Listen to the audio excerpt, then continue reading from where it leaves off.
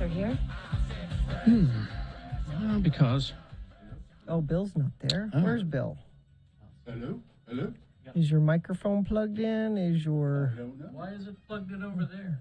Oh, that's We're back in the studio, Thank you. and Bill's microphone is not where it should be. Katie plugged it into the wrong plugger. Well, she was I doing see. a workaround. See. I see. Well, this was Dave. Well, here, and hi, how's it Hi. going? Hey. Because that's how we fix things, is Yeah. we work around. Yeah. you know.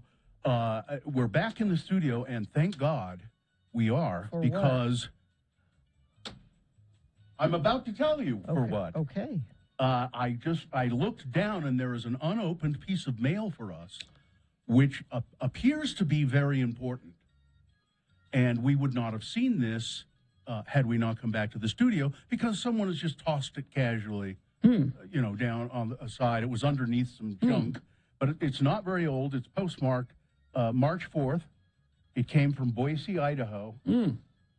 Radio from Hell, X96, our address here. Nomination enclosed. Nomination enclosed. I remember why this happened. What? Because you sound terrible. Yeah. So what? There. Okay. Oh, that's better. Oh, that is better. Yes. Yeah. That's Rather than fixing that while we were gone, the workaround. yeah. The workaround, yeah. So, anyway, nomination enclosed. Uh-huh. It is from Boise, Idaho. Okay. I'm just going to open it up. I guess we've been nominated for an award of some sort. Something out of Boise? This is from. I've been nominated for King Spot again. King's No. Bud. No. No? We are pleased to announce that your organization, Our organization. I didn't know we had an organization. Gina, we are an organization. All of this time, and you don't realize I that don't realize. that's because you're not organized. No. Your organization officially has been nominated by local residents Local residents? in the 2022 Best of Salt Lake City Business Awards. Boise? You are just one of a handful. Boise? Well, it's postmarked Boise Oh. for some reason. That's weird. You are one of a handful in your category. That is the category, I believe, is the Radio from Hell broadcast morning show category. Who have made it into the voting round. Be proud of this nomination. Oh, great. It shows the respect that our community has for you. Really? In Boise. No. Local just residents. Gary, no, it's just postmarked in Boise. Well, if it's the not- best of Salt Lake, then what? It's not from Boise. It's from Salt Lake. Okay. It's just Is their mail let better it than go. ours? Just let it go. Let that part of it go. I'm proud of our local mail. It's now here's what we get. Unless it's money, I don't care. We get free participation. We don't charge a fee. Okay. So we've been nominated. Now if we want to get into the competition, that's free. Okay. Hey, Free to get into the competition. It's not a popularity contest. I thought. It says small companies have just as good a chance at winning as large companies. Okay. Resident selections, not ours. Through nominations, votes, and reviews, locals will choose the candidates, not a panel of judges. Okay. No manipulators are allowed. Oh, wait a minute. Now that's. That's un-American, isn't But it? technically, I mean, Aren't we influencers? it says. And isn't that also a manipulator? Well, here's what it says about that.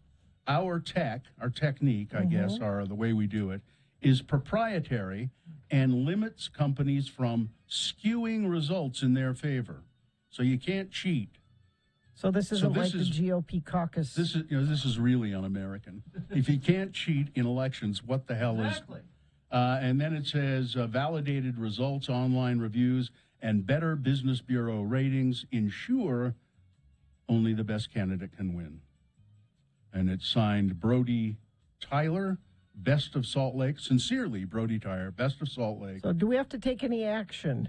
Or does this just happen without us doing let's anything? see. Because I like it when that Yeah. happens. Oh, here it says, your next step, Claim your nomination at www.bestofsaltlake.com/claim. You will receive widespread recognition, it says, exclusive benefits, prominent visibility in the 2022 Best of Salt Lake City magazine, and more. And more. What could the and more possibly be? Oh, well, I could just imagine. Dancing girls and dancing boys and free car. you know? grapes.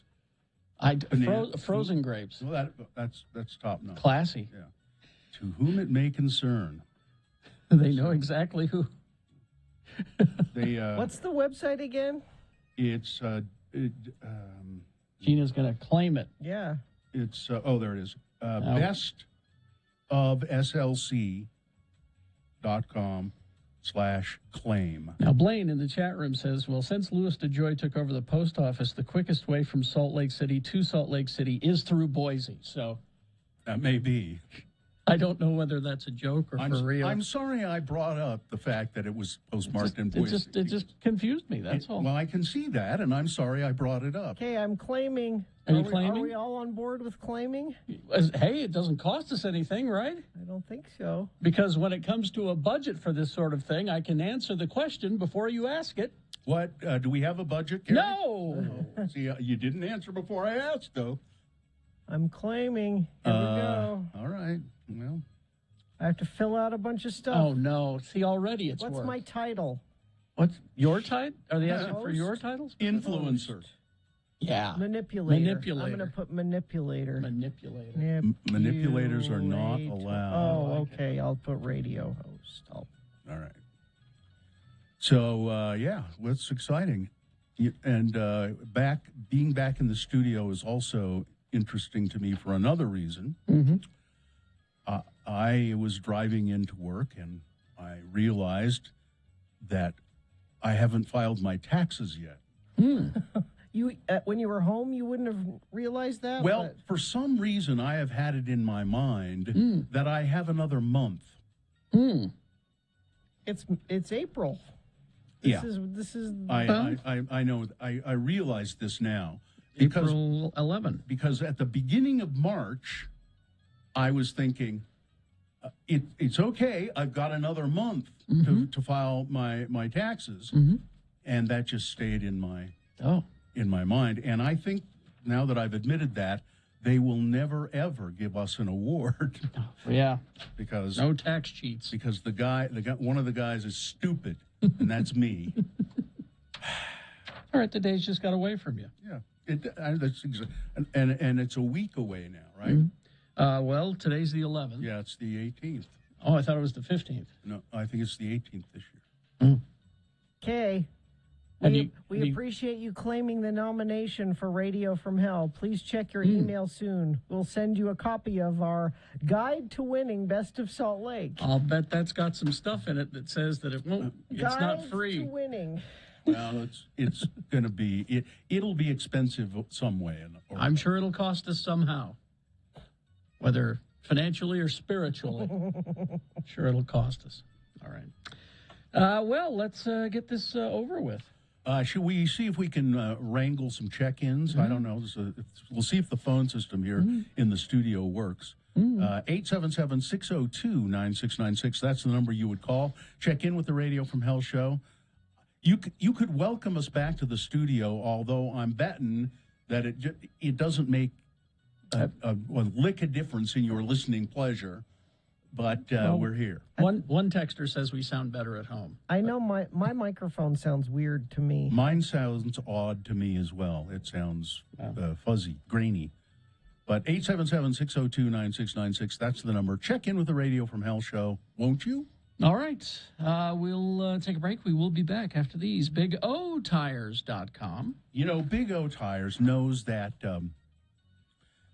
auto repair, tires, and that can be an unexpected and unanticipated expense.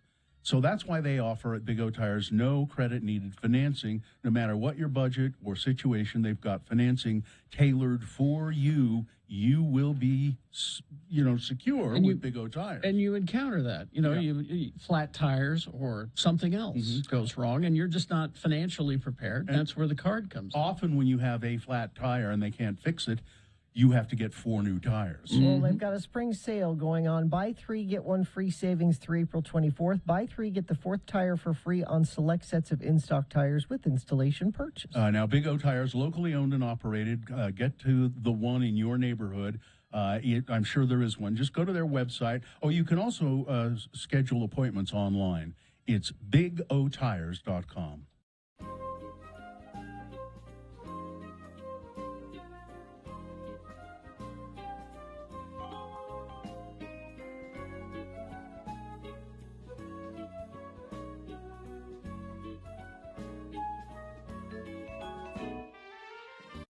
Recently on the Rachel Ray Show, she was promoting her new fragrance, which she calls Fancy. It's $85. She sprayed some in the air and then started naming all the benefits. The main one was that it allows you to fart and nobody can smell it. That's a selling point. That's what she said. She said if you're in an elevator and you're wearing this perfume. She's a classy one. Do they have a guy's version? Because, boy, I tell you, I'm holding. You want to wear something called Fancy? I'm holding one back right now, and I don't Do you want to. need a Go moment? ahead. I don't want to No, hurt don't you guys. go. Go No. ahead. Go ahead. No. Go on. Why? Do it. Go Do it. outside. Come on, Don't. chicken. Come on, do it. Don't. Do Not- it. Not chicken. I'm just not sure you really want. Do that. it. Why do you want him to do that? Do it. I don't believe him. I don't believe he's holding one. I believe and he I don't- always has one ready. And I don't I believe. believe he Just could. put the microphone down Don't do it. I'll leave the room. there. And I don't believe it's going to be as bad as you say.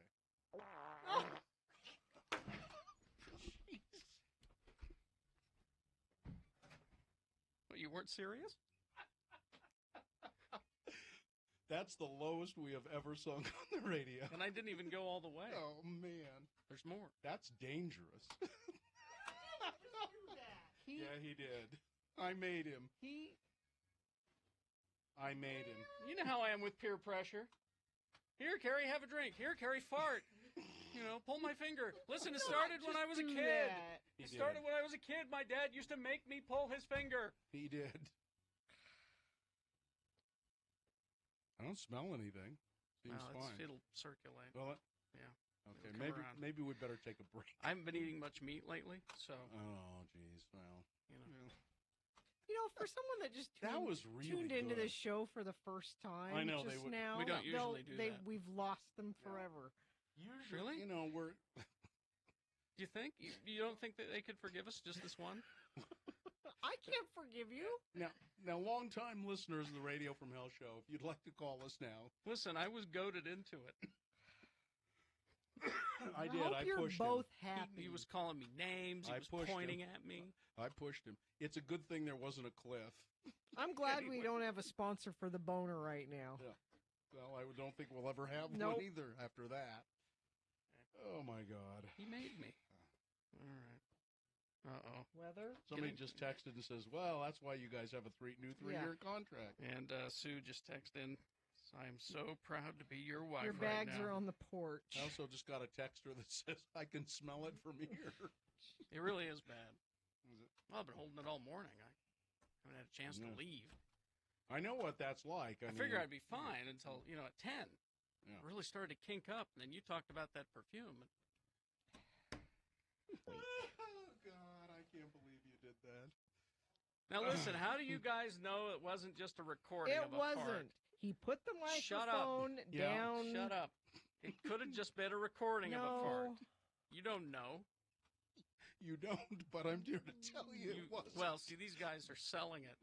They're acting. Nope. Mm. That was real. Oh, man. Great. Oh, wait a minute. Huh? Wait a minute. Don't. Yeah, it was real. Told you. Yeah. Thought you were gonna do it No, too. no. All right. I don't have one, or I might. Is it like yawning? It just, when somebody No, does it, no. everybody It's just... contagious. No, Just I got. jumps in and- No. Okay, all right.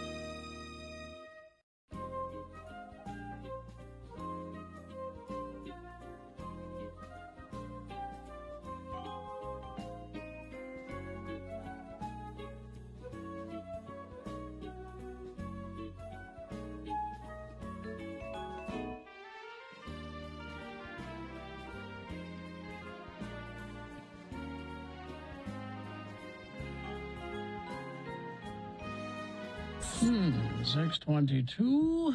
Let's get this over with. I see that no one wants to talk to us. No.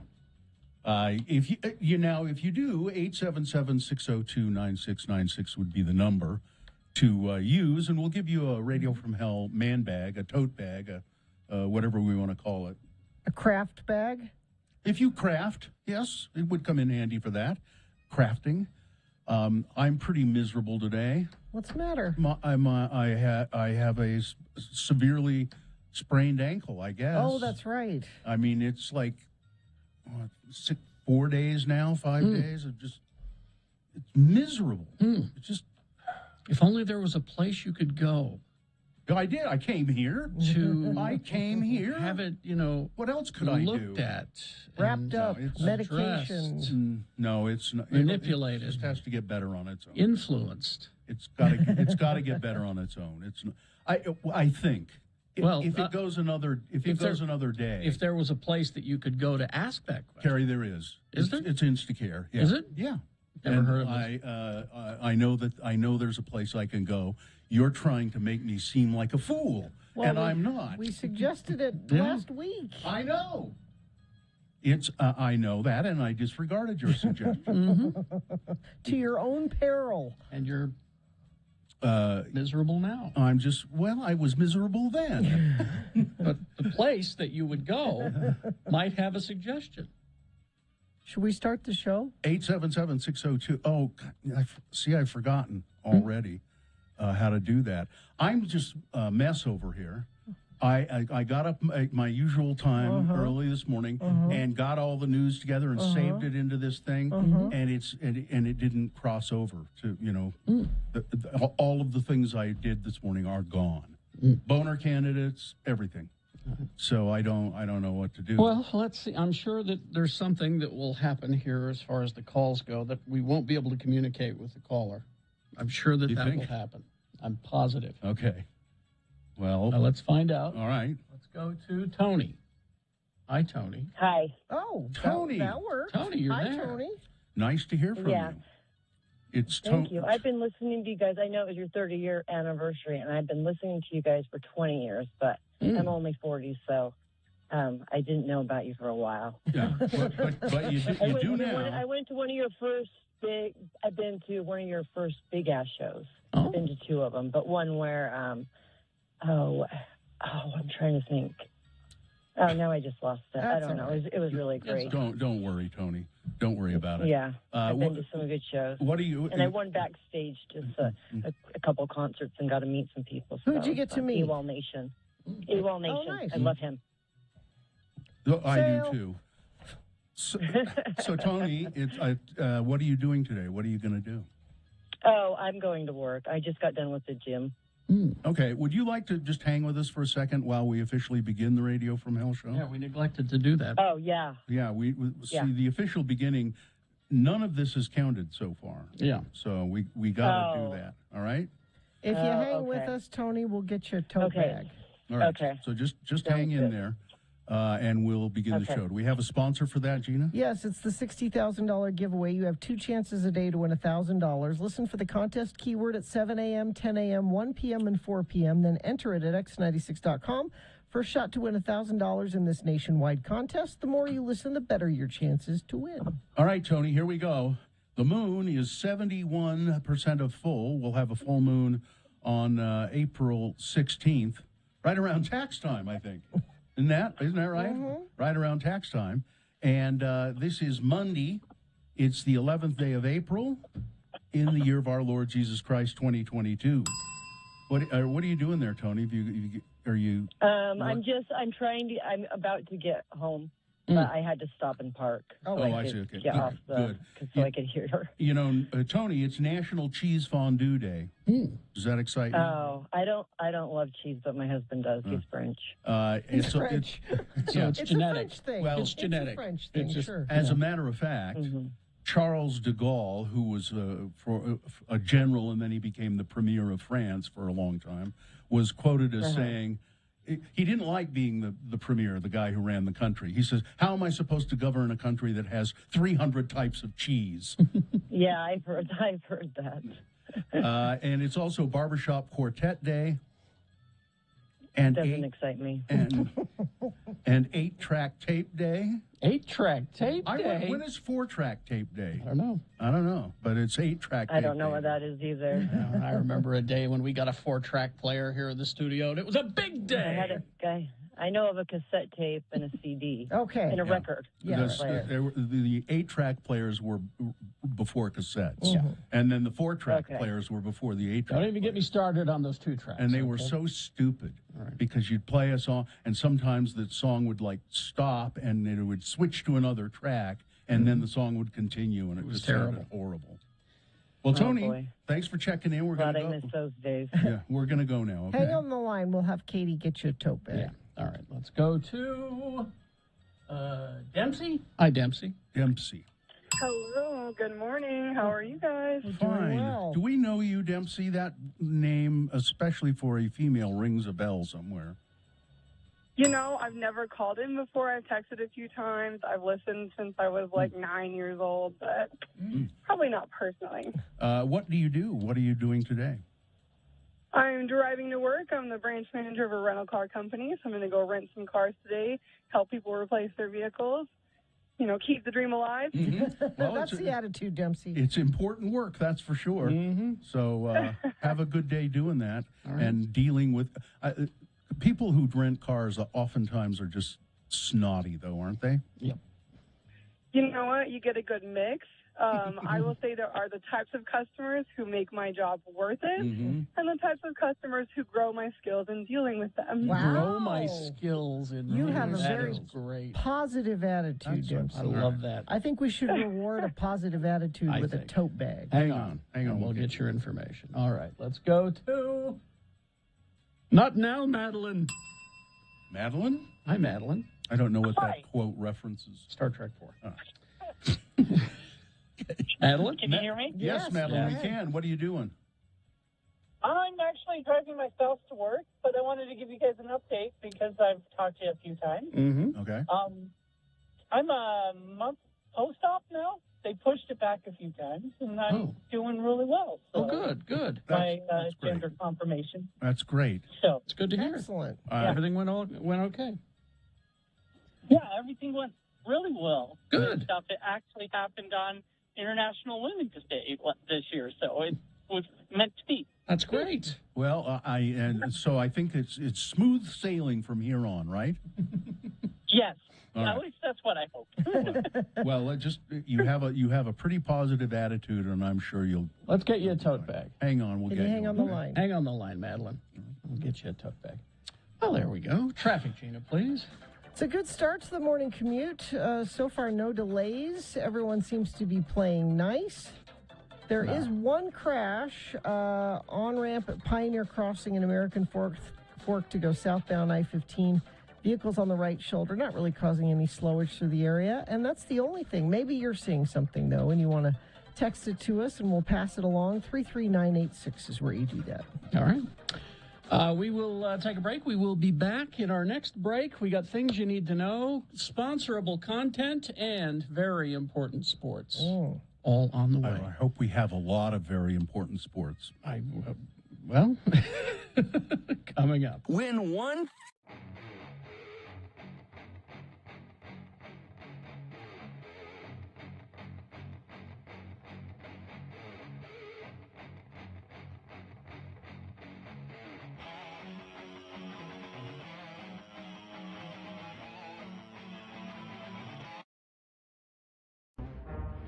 It is the 23rd century.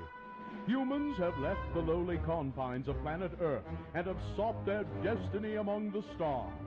While many things have changed, one constant remains: the need for young men to venture forth and do the work of the Lord. This is the tale of two such men who at the age of 19 have answered the call of their general authorities and are embarking on a 2-year mission to spread the gospel throughout the galaxy. This is the story of Space Elders.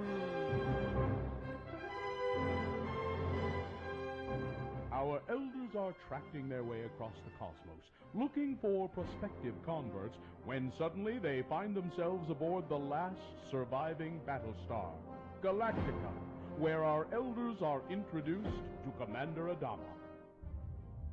Quiet, Muffy. They don't look like Cylons. Welcome. I'm Commander Adama. Hi, I'm Elder Chris Jansen, and this is Elder Jensen. We represent the Church of Jesus Christ of Latter-day Saints. You know, the Mormons.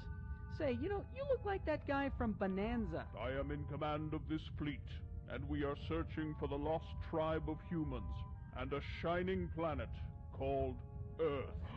What a coincidence! We're from Earth. Would this lost tribe you're looking for just happen to go by the name of Nephites? No, I don't think so. What can you tell us of Earth?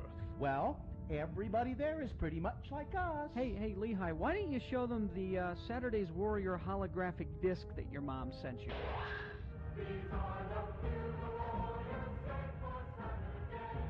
Look, Muffy. They have more teeth than you do. And you say this pretty well represents Earth? Well, yeah, I guess so. Colonel Ty, turn the fleet around and set course for Cylon. Father, you can't be serious. Son, if we have to choose between genocide and a life with those Saturday's Warrior people, I'll take my chances with the Cylons. So, I guess this means that you won't be joining our church then. Apollo, Starbuck, show these two to a launch bay, and make sure they take that holodisc with them. Oh, Felger Carb. Elder Jensen, what's your language? Fleeing the Lex Diaz of Edo tyranny, the last Battlestar, Galactica, sets off for a shining planet called Cylon. Join us next time to hear Elder Jensen say, Hey, do you think that kid knows that his dog is really just a monkey in an orange dog suit? On the next brain-numbing episode of Space Elders!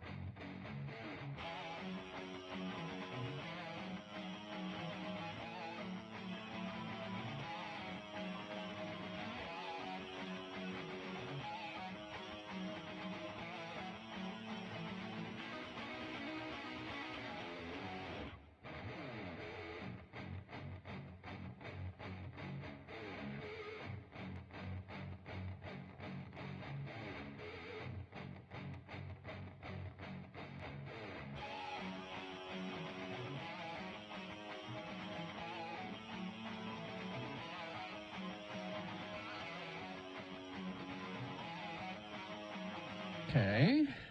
It is 6:35. Yes. And talk slow. I see that Very Important Sports has made his way into the building. Maybe he could come in and... You want sports first and then... Well, I don't know. I don't know exactly. I can do some news here, but I just want to tell him to do an extra, be ready to do an extra long do you want assistance with the boners from the folks? I guess. I mean, I don't know. Yeah. How may we be of assistance? I don't know, frankly. I just don't know. But so read a sponsor. That's okay. I can do that. Young Automotive Group, locally owned, has 25 stores, 8 locations in Ogden alone. Shop Ogden Automotive and Power Sports today. Check out the inventory online at youngautomotivegroup.com. Think young, think Ogden. Mm-hmm. So the Republicans are always screaming about voter fraud. Mm-hmm. Voter fraud, it's out there. We know it's out there. The Salt Lake County Republican Party and this could be a boner candidate, and I think I will make sure that it is in the next round. They were having their convention, and warnings of voter fraud came from inside the party. The vote to nominate a Republican candidate for Salt Lake County clerk was marred when a pair of delegates were caught attempting to vote more than once, with one extra vote making it into a ballot box at Saturday's county nominating convention. Now, the extra vote didn't impact the outcome, and here's the name of the person who won the nomination: Goud Maragani. G-O-U-D. Goud. Okay. Goud Maragani easily won the nod from delegates over Nancy Lord. After the two cheaters were caught, the remaining delegates, and I can't stress enough, the remaining Republican delegates at the Republican county convention, the remaining delegates voted to expel them from their positions within the party. Republican officials said that they plan to press charges, but it's unclear what law might have been broken since Saturday's vote was conducted as part of a private organization and not a government entity. This is the most voter fraud that has happened in Utah politics. Yep. Out of everything they looked into with the Trump election and all of this right here is the most evidence of voter fraud we've had. The irony of the situation was undeniable, given how tightly the Salt Lake County Republican Party has embraced former President Donald Trump's false claims about voter fraud in the 2020 election. It was at the center of Maragani's successful pitch, as a matter of fact, to delegates and to other candidates. They spoke on the issue when it was their turn to address the convention. So Maragani, even the guy who got the ballot box stuffed, I don't know, was in his favor. He's talking about Donald Trump and there's election fraud. Party chair Chris Knoll broached the topic, teasing a forthcoming report from the party. I think what that line means is he said we might have a report coming. Yeah. Teasing a report. They've been promising that for a long time. Representative Burgess Owens got in on the action, playing footsie with the Stop the Steal crowd and going so far as to compare the 2020 election to historic attacks on the country, all after events like the Alamo, Pearl Harbor, 9/11. Wow. 2020 is when people start to wake up. Once we see we're at war, we wake up, Burgess Owens said stupidly. Well, he can't say it any other way. A man named Randy. This is in the Salt Lake Tribune, by the way. A man named Randy claimed to be doing, when it came to nominating the convention, he refused to give his last name to the Salt Lake Tribune for fear that his subterfuge would draw retaliation from Republicans, but said he was elected as a county and state delegate shortly after switching parties. So he's a Democrat, but he's a rhino. Yeah. Democrats aren't getting anything done, he said. Since becoming a delegate, I've had so many honest conversations with my elected officials, which I really appreciate. They don't really want to talk to him, apparently, if he's a Democrat. But when he's a Republican, they'll talk to him. This is... I heard what's his name, Dougal, John Dougal, on a public affairs program this weekend, talking about voter fraud and embracing Donald Trump, and talking about this where Democrats are switching to, and he said it won't do any good, and I don't understand why they're doing that. Why don't they just make their own party get things done? And I wanted to say, John, the Democrats seem unable to get things done because there's this giant GOP thumb that's over this state, and they can't get anything done. Well, and in Washington as well. I mean, we don't have the majority. Oh, here it is, right here. Randy said Democrats aren't getting anything done, so that's why I did it.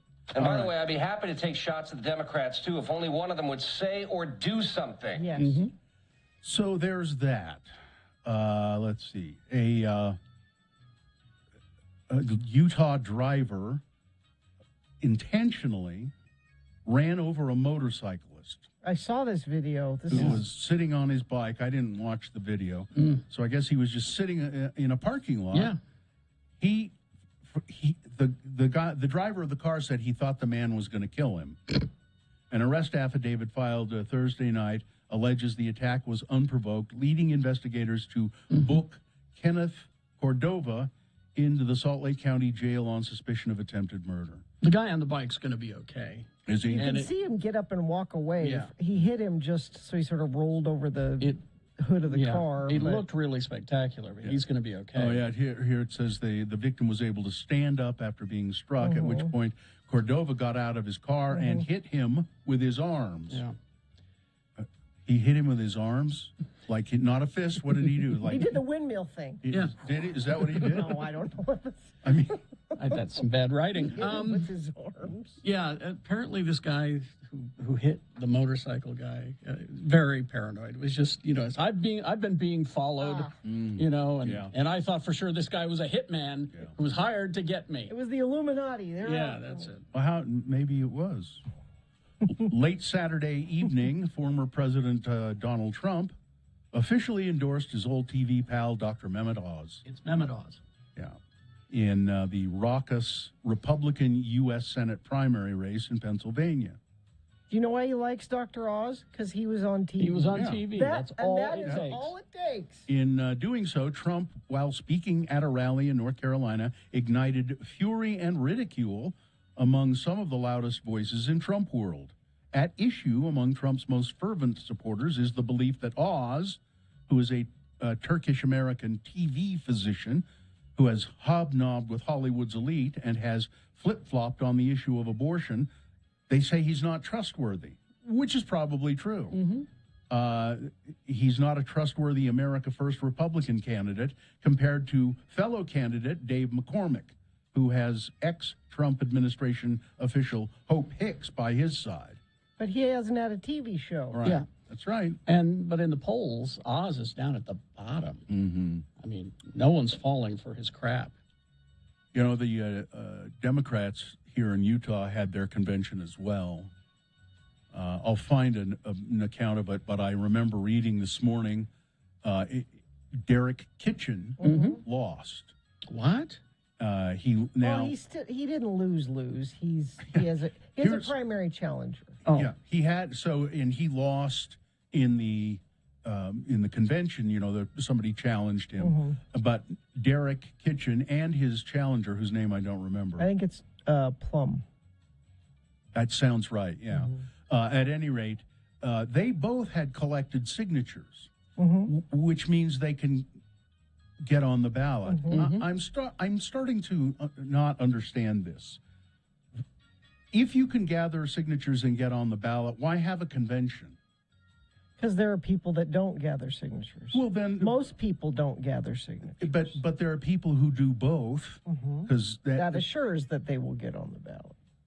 That seems ridiculous. It seems ridiculous to have to do that. It's a way to try to get around some of those. We have 3 people that show up at a caucus meeting, and they get to pick them. It's a good thing, because if you get 26,000 signatures, that means there is a big group of people that want this person on the ballot, not the 3 people that show up at the caucus So meeting. if you've got the money to hire somebody to go out with a clipboard and gather signatures, see? Yeah. It's just BS. But apparently both Derek and this other Plum, the voters will decide. Sure. But apparently his constituents didn't want him back, Derek Kitchen. Which I don't get. Yeah. Well, I don't know. Maybe he's too liberal. Could be.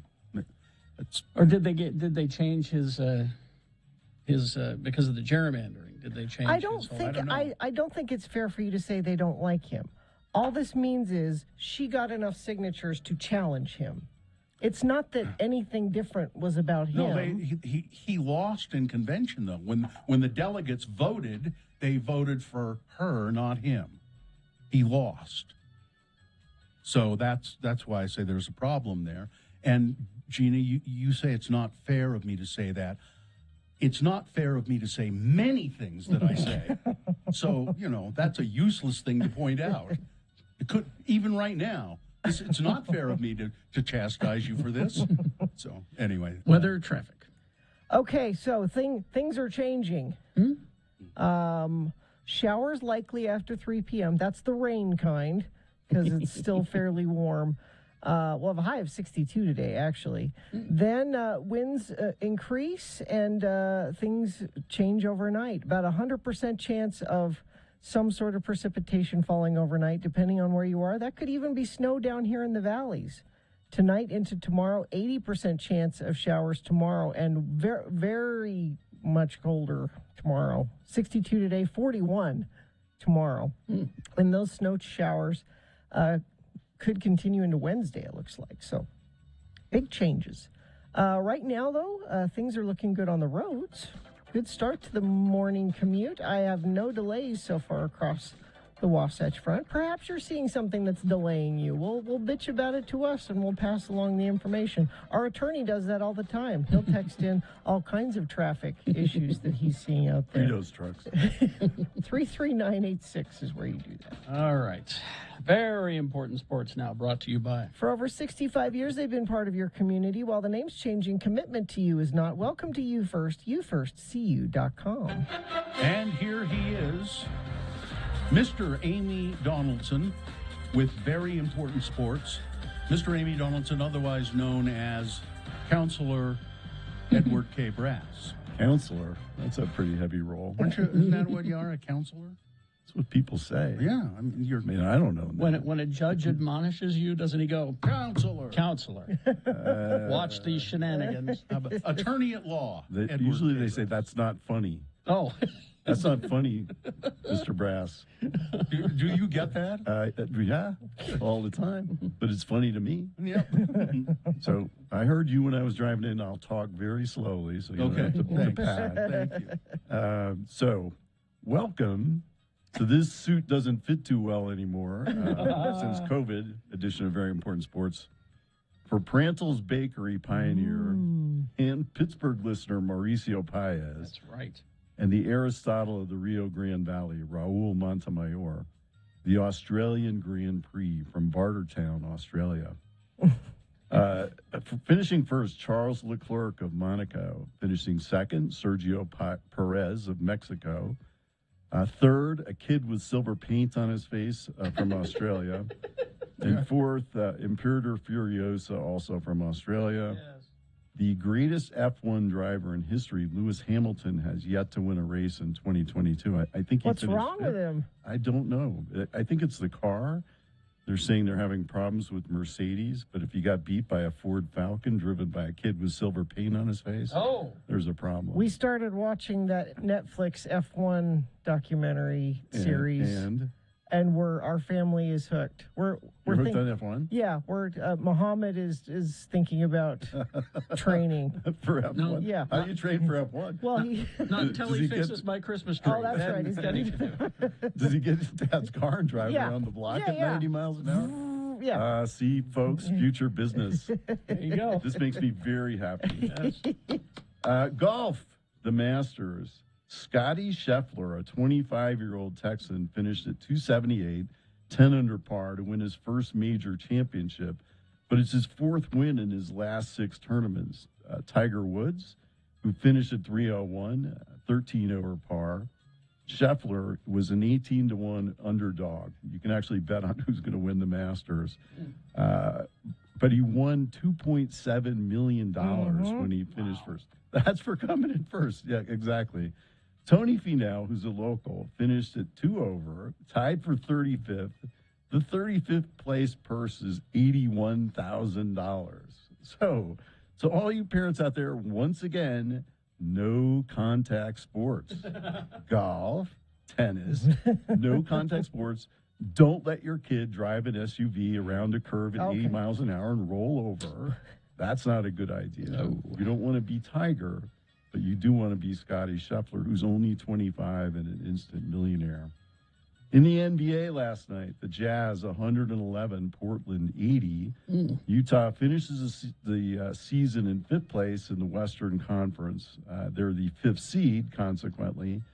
The playoffs begin the first round. They play Dallas, and Dallas's superstar Luka Doncic, who I'm sure he's a listener. I might have mispronounced his name. And I'm sure he'll call in. Right after. He injured his calf in the third quarter of their last game, which would certainly be a bonus to the Jazz. The pundits, the online pundits, predicted Donovan Mitchell will not be back next year. Really? Uh-oh. Yeah, he didn't play last night. The guy who scored the most points for the Jazz is someone I've never heard of. I think that they picked him up off the street because, Portland, before the game. Are the pundits saying why he won't be back? Probably snatched away? Or? Money snatched away by a bigger market. That's too bad. Yeah. I mean, I hope that doesn't come to pass because he seems like a really good young man. He seems to like it here. Yeah, and he's an asset to the community. Yeah. But it goes to show you that really isn't the key to success because LeBron James and Anthony Davis' Lakers, the superstars, didn't make the playoffs at all. Oh. So, and they fired their coach this morning. Happy news, I guess, on the way in.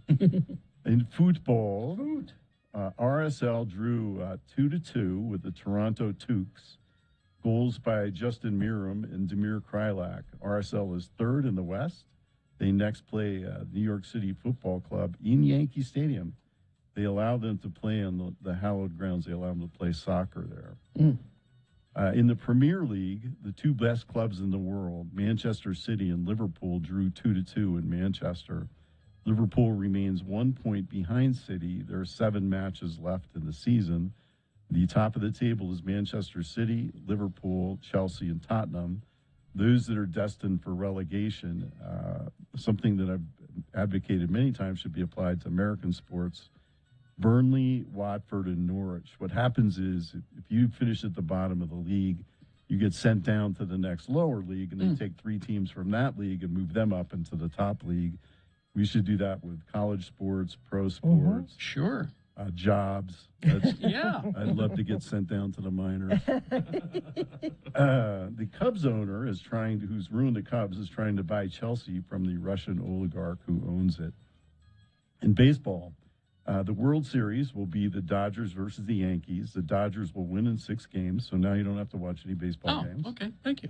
In the American League East, there's just a few games, but here are the leaders right now. In the American League East, Tampa Bay Death Rays, the Central, White Sox, the West, Houston Science Steelers. In the National League, the East, it's the Mets. It's only 3 games, so there aren't going to be any singing yet. In the Central is St. Louis.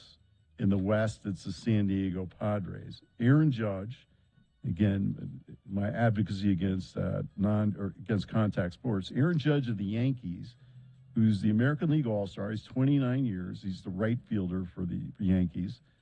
He's been offered a 7-year deal by the club for $230 million. Nice. Jeez. Yeah, he's 29. So, and he's thinking about turning it down. He turned down. Really? Yeah, he turned down $18 million for 1 year in arbitration. What a nice position to be in. Exactly right. I guess he knows how to hit the curve. 24-year-old Bryson Stott made his major league debut as the Philadelphia Phillies shortstop. He's a rookie, and he had 3 hits. He wears number 5 because his best friend in high school, Cooper Riccardi, dreamed of playing Major League Baseball and wore number 5 in all the sports that he played. That friend died of childhood cancer, and his friend didn't forget him when he got promoted to the big leagues. Oh. He appeared with his best friend's mother before the game. In other cheerful news, Ohio State legend and Pittsburgh Steeler backup Dwayne Haskins. Yeah, that was horrible. He's killed by a dump truck on a highway in Florida. Now appears that his rental car ran out of gas. He was on the way to the airport. It was 6:30 in the morning. And he was attempting to cross the highway when he was hit to get off. 24, Haskins is the guy who beat out Joe Burrow to start for Ohio State. He had Big Ten passing records, 480 4,831 yards and 50 touchdowns. He was the most valuable player of the 2019 Rose Bowl, but more importantly, he was only 24 years old. He was just married. His life was all ahead of him, and it ended abruptly on a highway in Florida. I'd heard that he got hit by a car, but I didn't hear he ran out of gas and ran out of gas. Yeah, trying to get off the freeway. I mean, as other people have done, as other people in my family told me last night they have done. So, it's unfortunate. All right. So thank you very much. That's Thank your you. scores for April 11th. Have a good week, all of you. Thank you very much. Always nice to see you. Nice to see you as well. There's much less of you, I see. Yeah, I have. Thank you for noticing. Well, I think it's all in me. at a transfer. Yeah. I've lost a bit. Thank you. I found it. Traffic, Gina, please. So far, so good this morning. There are no accidents to report. There are no slowages. There are no animals running loose on the road. There are no free ladders in them. I see no issues. Now, maybe you're seeing something that you think we need to pass along to friends of the program. You can text it to us, 33986. All right. We will take a break. We will be back. We got Boners Round 1 coming up. You bet. In the 7 o'clock hour. Stand by for all of that. Hi, I'm Todd Newcomb. Program.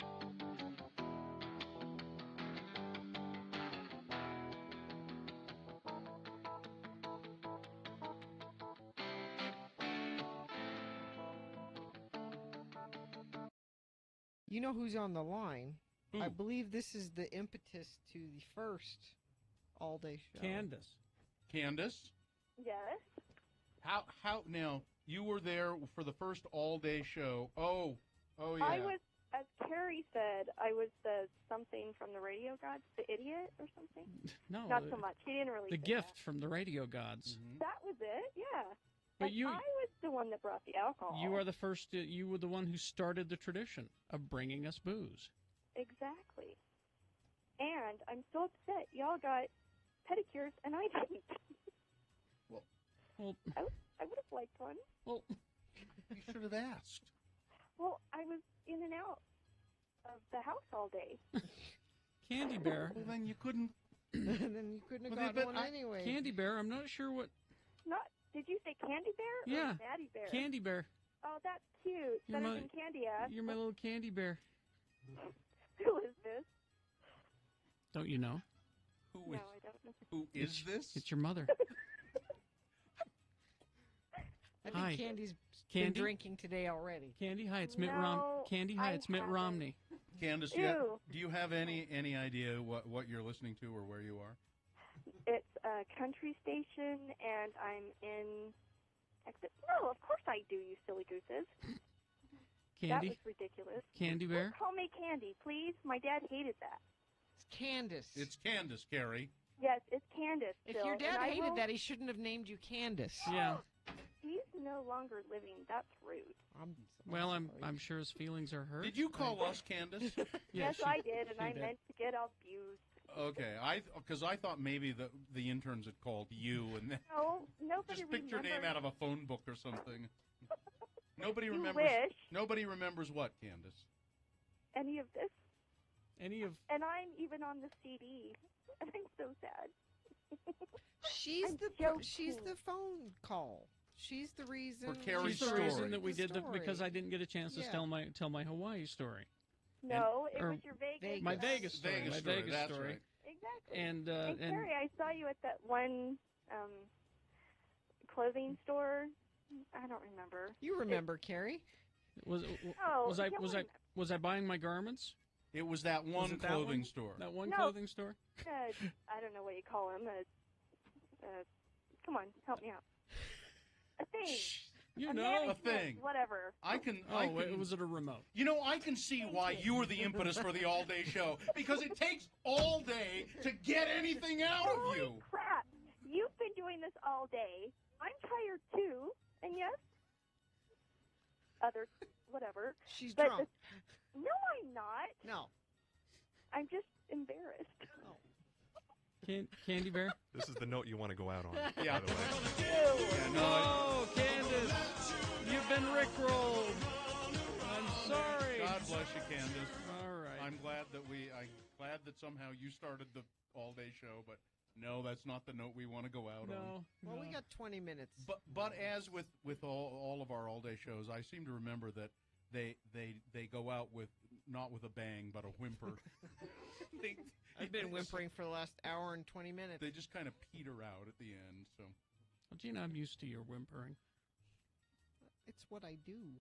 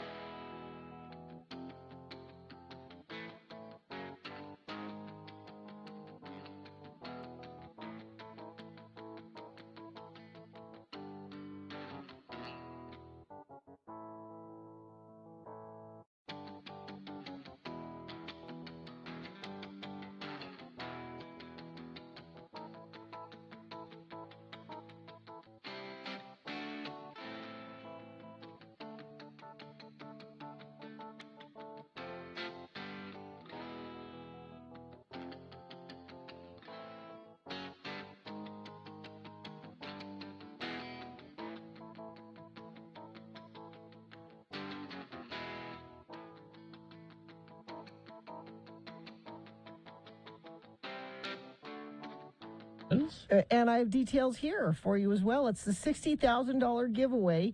You have 2 chances a day to win $1,000. Go to x96.com. I'm going to give you a keyword, which you enter there at x96.com. This is not a text to win contest. Huh? Not a text to win contest. Okay. Go to x96.com. There's a big banner. The first thing you see on the page. Okay. Who do I text? You don't. We're not. There's no texting. Oh. X96.com. Click on that banner, and when it asks you to enter the keyword for this hour is fly. F-L-Y. Fly. Enter fly for your chance to win this national contest. Next keyword will be given out at 10 a.m. And this is my favorite part of the contest: is I get to see how many people didn't pay attention, and they start to text in the word instead of going to the website where they're supposed to. So where do we do? Go to x96.com, enter the word fly. Okay. Now, you don't have to collect all the keywords to enter for a chance to win, but it's the thing where the more you do, the better your chances. Each one is an entry into the contest. So I could text several times. No. Huh? You go to the website. Oh. Okay. All right. Are they now? I'm surprised that they've learned over the past few days. Hey, wait a minute. Yeah. Yes. So Gina. So yesterday, Let me just say this. When you said, I have a story about the hospital, and I immediately said to myself, well, of course you do. Of course. So I used to think that amnesia was something that only lazy soap opera writers would use to have we can't think of anything to do with this character on the soap opera. I know they have amnesia. You didn't think amnesia was a real thing? Not really. Really? I mean... Well, she also thought that, she'd be dealing with quicksand more often. Yes. I was going to bring that up. Quicksand is one of the most dangerous things out there. And when you have amnesia that makes you forget where the quicksand is, you're in big trouble. Yeah. So my mom called me yesterday, and she said, Daddy Gary is acting very strange.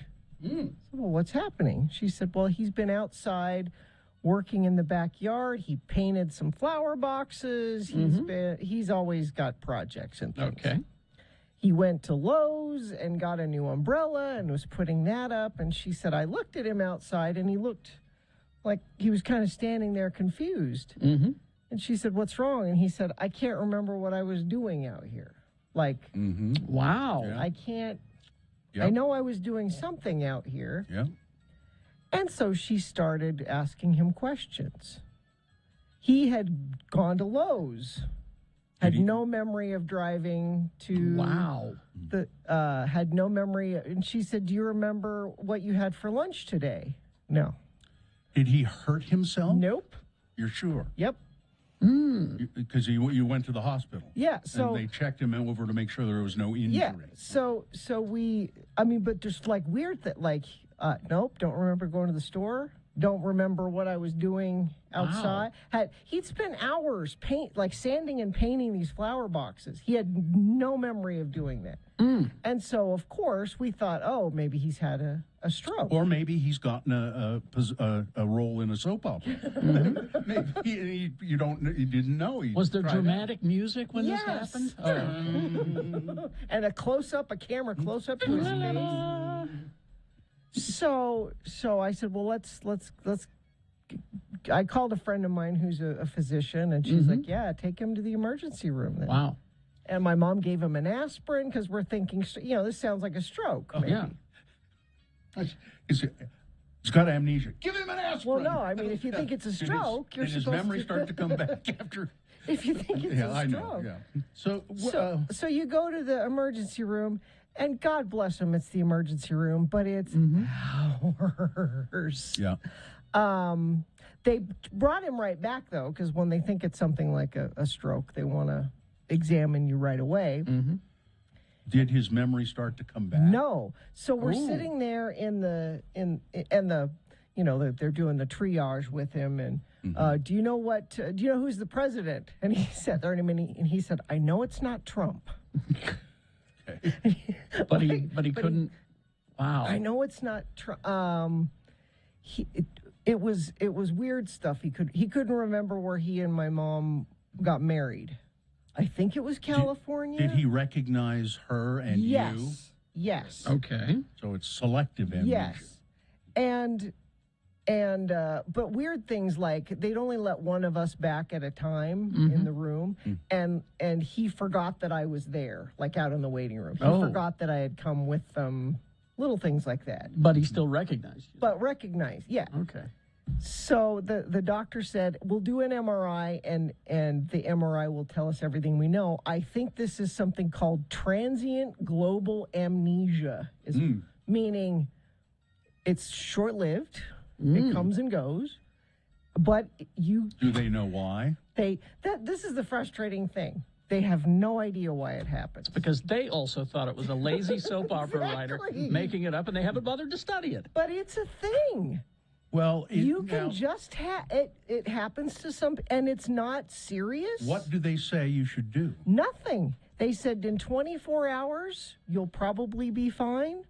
They said maybe don't go to work. Well, this was just last night, so I don't know how he's doing today. But call and see if he knows how to use the phone. Ask him who the president is. But they have no idea why it happens.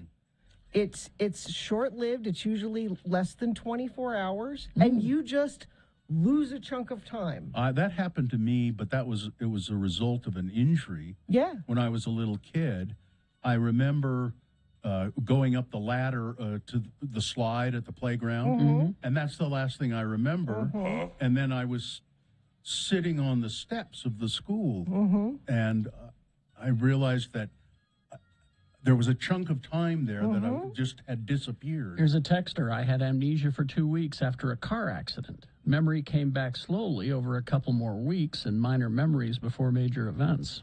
By the way, you know what they did? This is at my school. I was in the second grade, I think.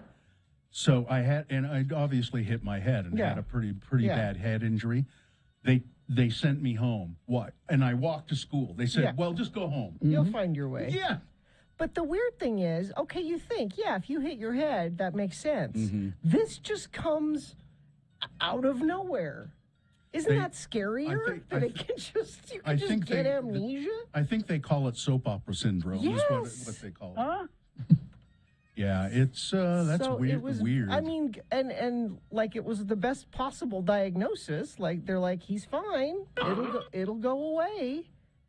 I don't think he'll ever get that chunk of time back. but probably not. Yeah. Wow. Isn't that bizarre? You can just be working in the backyard, and all of a sudden, I don't remember the last 3 hours. It's more bizarre to you than it is to me because I believe that amnesia exists and you never did. But isn't it weird that it's not something like hitting your head? Makes sense. Yeah, of course. Just happen spontaneously. It's odd. It is very odd. Happened to my mom. She was on the phone with me planning a trip, and my normally organized mother couldn't keep dates straight. Yeah. Shasta here. I was in the ER 3 days ago. They were so busy I couldn't even get a room. Yeah, that's because we're using the emergency rooms wrong. Yeah, and that's because of our healthcare system. A friend of mine who's from out of town. She has an injury and they had to go to the emergency room in Ogden, and they were there like 7 hours. Which is not what the emergency room is supposed to be for. But thanks, insurance. Anyway, it was a long. I mean, and the people there were great. The people working in emergency, and they're doing the best they can. It's not their fault. The healthcare system is this way, but they all say we're doing the best we can. Yeah, and they are. Yeah. I would have just given him a Snickers bar and told him to walk it off. No, my mom did. She gave him a piece of chocolate. She thought maybe he had low blood sugar, or nope. It just. Dun dun dun. An aspirin and a piece of chocolate, and that's the extent of the. Well, it's you go through your mind. Okay, maybe it's this, maybe it's that. Sit down and have a cup of tea. Yeah. So I think Daddy Gary's okay. Wow. Well, all right. I guess it can last a long time too, though. So no, just 24 hours. It always clears up within 24 hours? That's what they say. These people texting and saying they had it for weeks, they're people that hit their head. That's a different. Yeah. And this is clearly alien abduction. That's the only answer. Yeah. All right. So beware of amnesia and quicksand. They're both real. Exactly. Traffic, please. Crash northbound I-15, milepost 339 Riverdale Road in Weber County. It's off to the right shoulder. That's the only accident that UDOT's reporting, and the only accidents you're reporting are ones that happened weeks ago that put you in the hospital with amnesia. But if there's a current accident that you're seeing that you think friends of the program need to know about, you can text us 33986. Do it fast before you forget, though. Yes. All right. Now, we have boner candidates coming up here, and I know we have some. I don't know if this is the correct order, but there's a boner candidate about a kid who had a turtle in his backpack, believe it or not. There's a boner candidate about a sword cane. I saw that one. And there's a boner candidate about, what was the other one? About a guy named Herschel Walker, who's not doing well. So those are the boner candidates. All right. Probably. Round one boners coming up. Stand by right after these.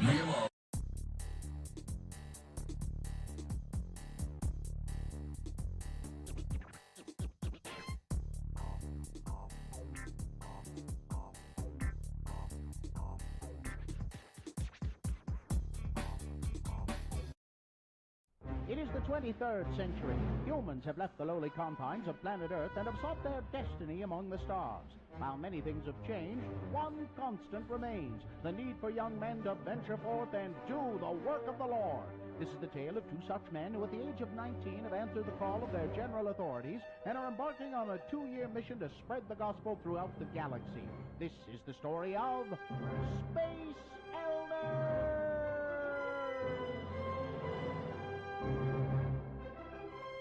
Once again, we join our missionaries as they orbit a small planet.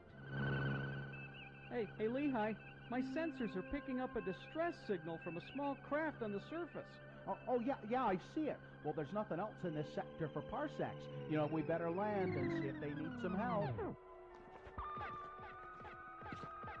Well, according to my tricorder, it should be right over there. Oh, yep, there it is. Well, that's odd. What? Well, it's just not often you find a spaceship made out of cardboard and held together with masking tape, staples, and paper clips. Well, it's a good thing we came along. I'll bet they need our help. Oh, looky there. It's a guy in a spacesuit. Excuse me, sir. Halt! Identify yourselves. Hi, I'm Elder Christiansen, and this is Elder Jensen. Hi. Elders, sound Lightyear. Yeah, well, you know, we represent the Church of Jesus Christ of Latter-day Saints. You know, the Mormons. Mormons? And we was wondering if we could offer you some assistance. Yeah, it looks like your craft could use some work. Why don't you let me take a look at that, huh? Get back! Oh, look out, Budge. He's got a... looks like a little blinking red light on his wrist. I have got to get someone at Space Command to look at this thing. Hey, where are you headed, Buzz? To infinity and beyond. Ooh, sounds like fun. That's a nice spacesuit you got there. Hey, what do these buttons do? Please, please, don't push the buttons on the suit. I am Buzz Lightyear. I am Buzz Lightyear. I come in peace. Buzz Lightyear to the rescue. Wow. I told you not to press the buttons on the suit. Oh, hey, that's cool. And this one... Wow, wings! Yeah, I can fly.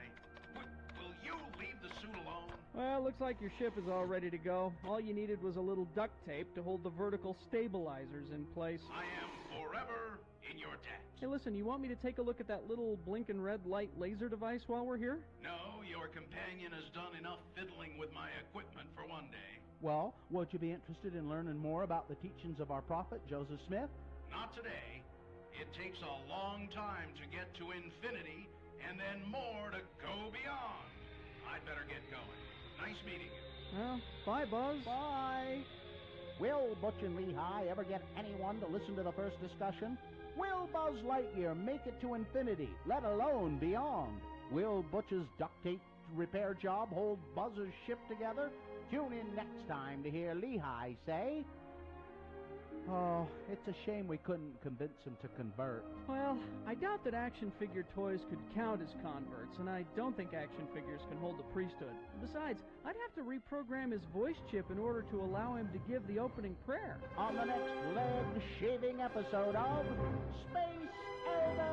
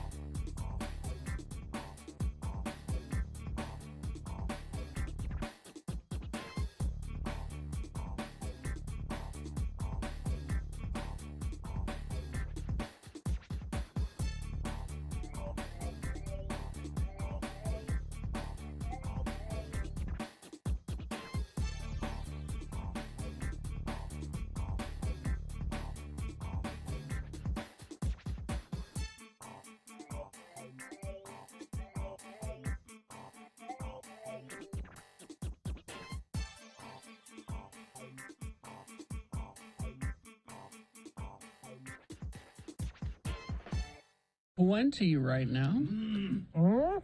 This is really hard. And it's time for round one of your bonus? Yeah, Yes. wait a minute. Yeah, it could be. I can get there in just a I was second. gonna say, you just go to the website, I guess, if they have it up. Yeah, but they don't. Oh, well. Yeah, there's links to the story. There. Okay, there we go. Yeah, you can do All that. right. Okay. I got it. That's a lot I got easier. It. There we All go. right. So it's 3 news stories. These are examples of bad, stupid, funny human behavior. You'll decide with your vote of these 3 candidates which one is the worst, which one deserves to go forward to Boner Fight and get that chance to become Boner of the Day. Boner means mistake, of course. We'll give you 2 candidates now, a third after the news. Once you've heard all 3, then you'll vote. One of you lucky random Boner voters will receive tickets to our 30th birthday bash. X96 presents Lost 80s Live with A Flock of Seagulls, Wang Chung, Missing Persons, Naked Eyes, Animotion, Dramarama, Stacy Q. 2 hearts. 2 hearts that beat as one. Friday, August 12th. The only thing that would make that better is Ace of Base. It may be. I don't know. It's a big list. I'll check. Yes. Friday, August 12th at the Maverick Center, powered by Strong VW. All right, Boner candidate number 1. Can't you just let him work out in peace? For heaven's sakes. A California paralegal has been placed on leave after a TikTok user accused him of assaulting him as he took a break between workouts at Planet Fitness.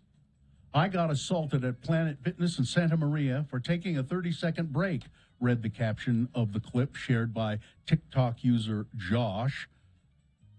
The video starts off with Josh, a gay man, filming the older gentleman, explaining that he was assaulted by the man as he was trying to catch his breath between sets. That man put his hands on me for no effing reason, because I was just standing around catching my breath, as we all do, Josh says in the video.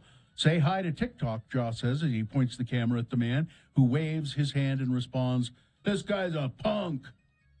You're not my type, Josh." At this point, a woman working out nearby intervenes and calls out the man for assaulting Josh. The alleged assailant tries to justify his actions by claiming Josh got up in his face. The woman said, no, I saw this. It did not happen. He was just standing there, and you put your hands on him. Can't you just let him work out in peace? They finally ended up resolving it by, I think they made the guy leave the Planet Fitness. Boner candidate number 1, can't you just let him work out in peace? Number 2, I didn't know it was a sword. Transportation Security Administration officers in Boston Logan International Airport discovered a long blade inside a traveler's cane last week. The man said, I had no idea that was in there. I mean, it's possible he didn't know. After being questioned by Massachusetts State Police, the man surrendered the cane and was cleared to continue his travels. It's not uncommon for swords and blades to be concealed in ordinary objects. On Thursday, a passenger attempted to go through airport security with a dagger that was in a hairbrush handle.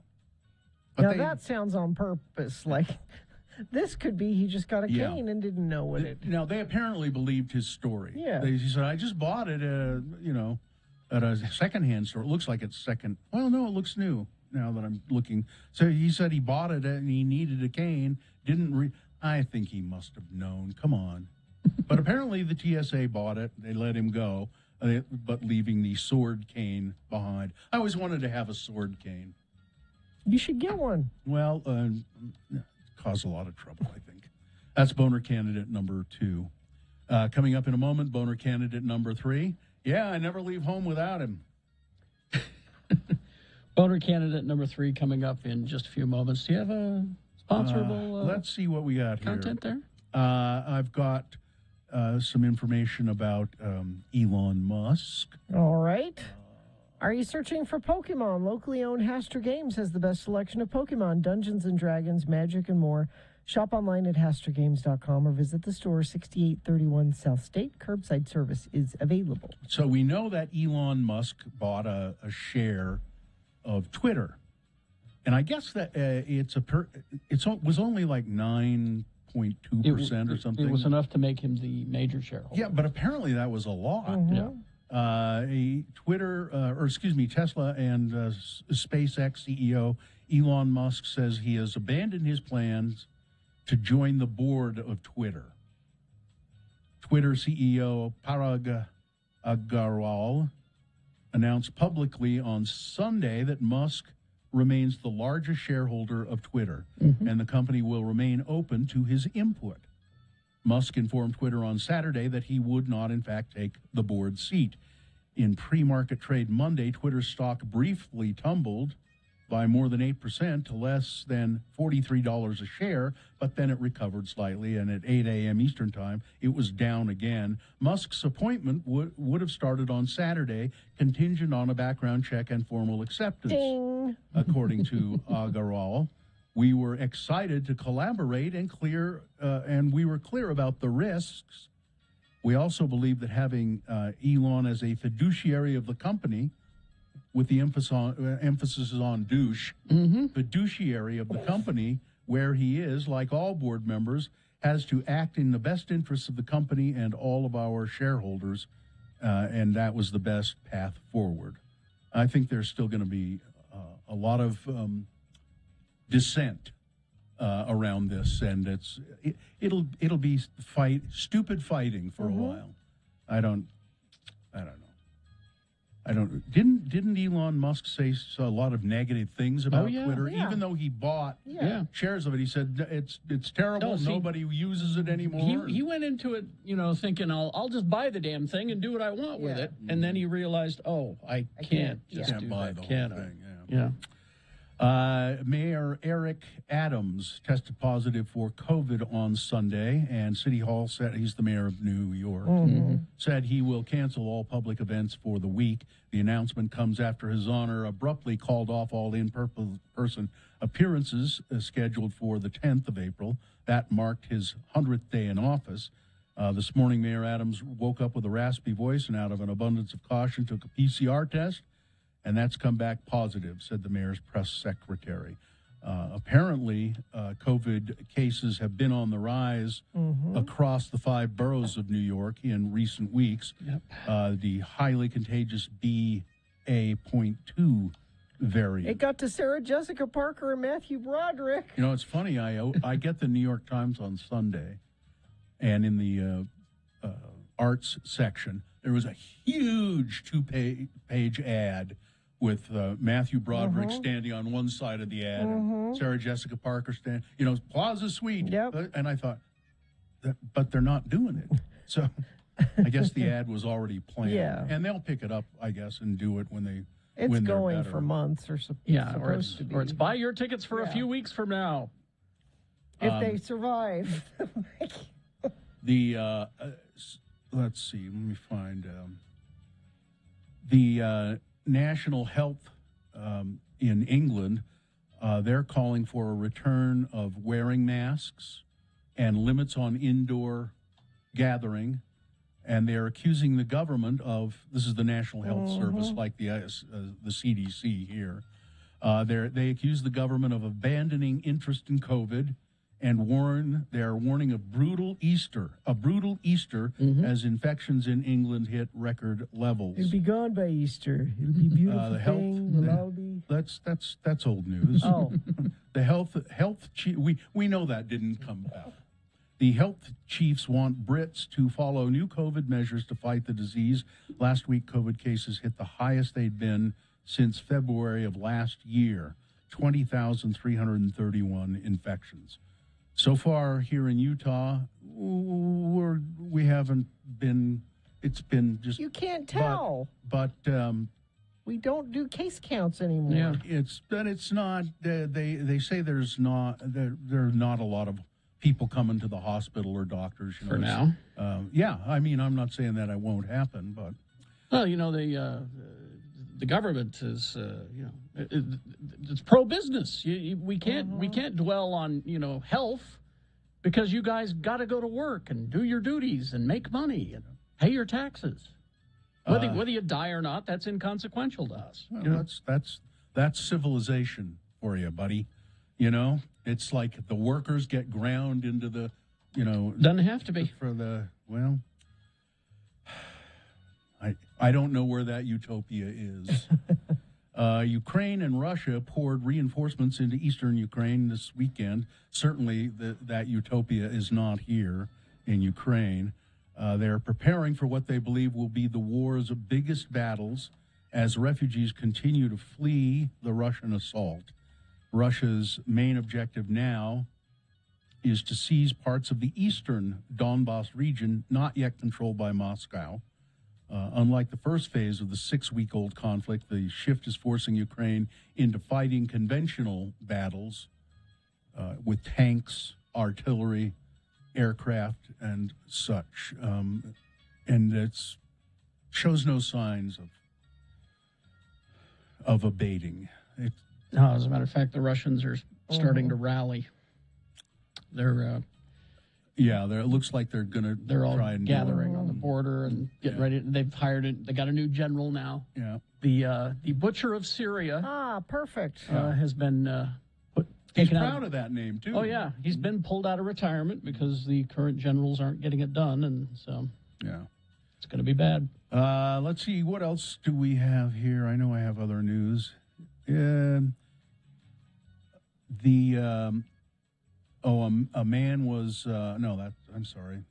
I apologize for the disorganized nature. Well, of this. we're back in studio now, and the way Bill was doing the news at home is not translating back to here quite like you would like. It normally did in the olden days, but not this morning for some reason.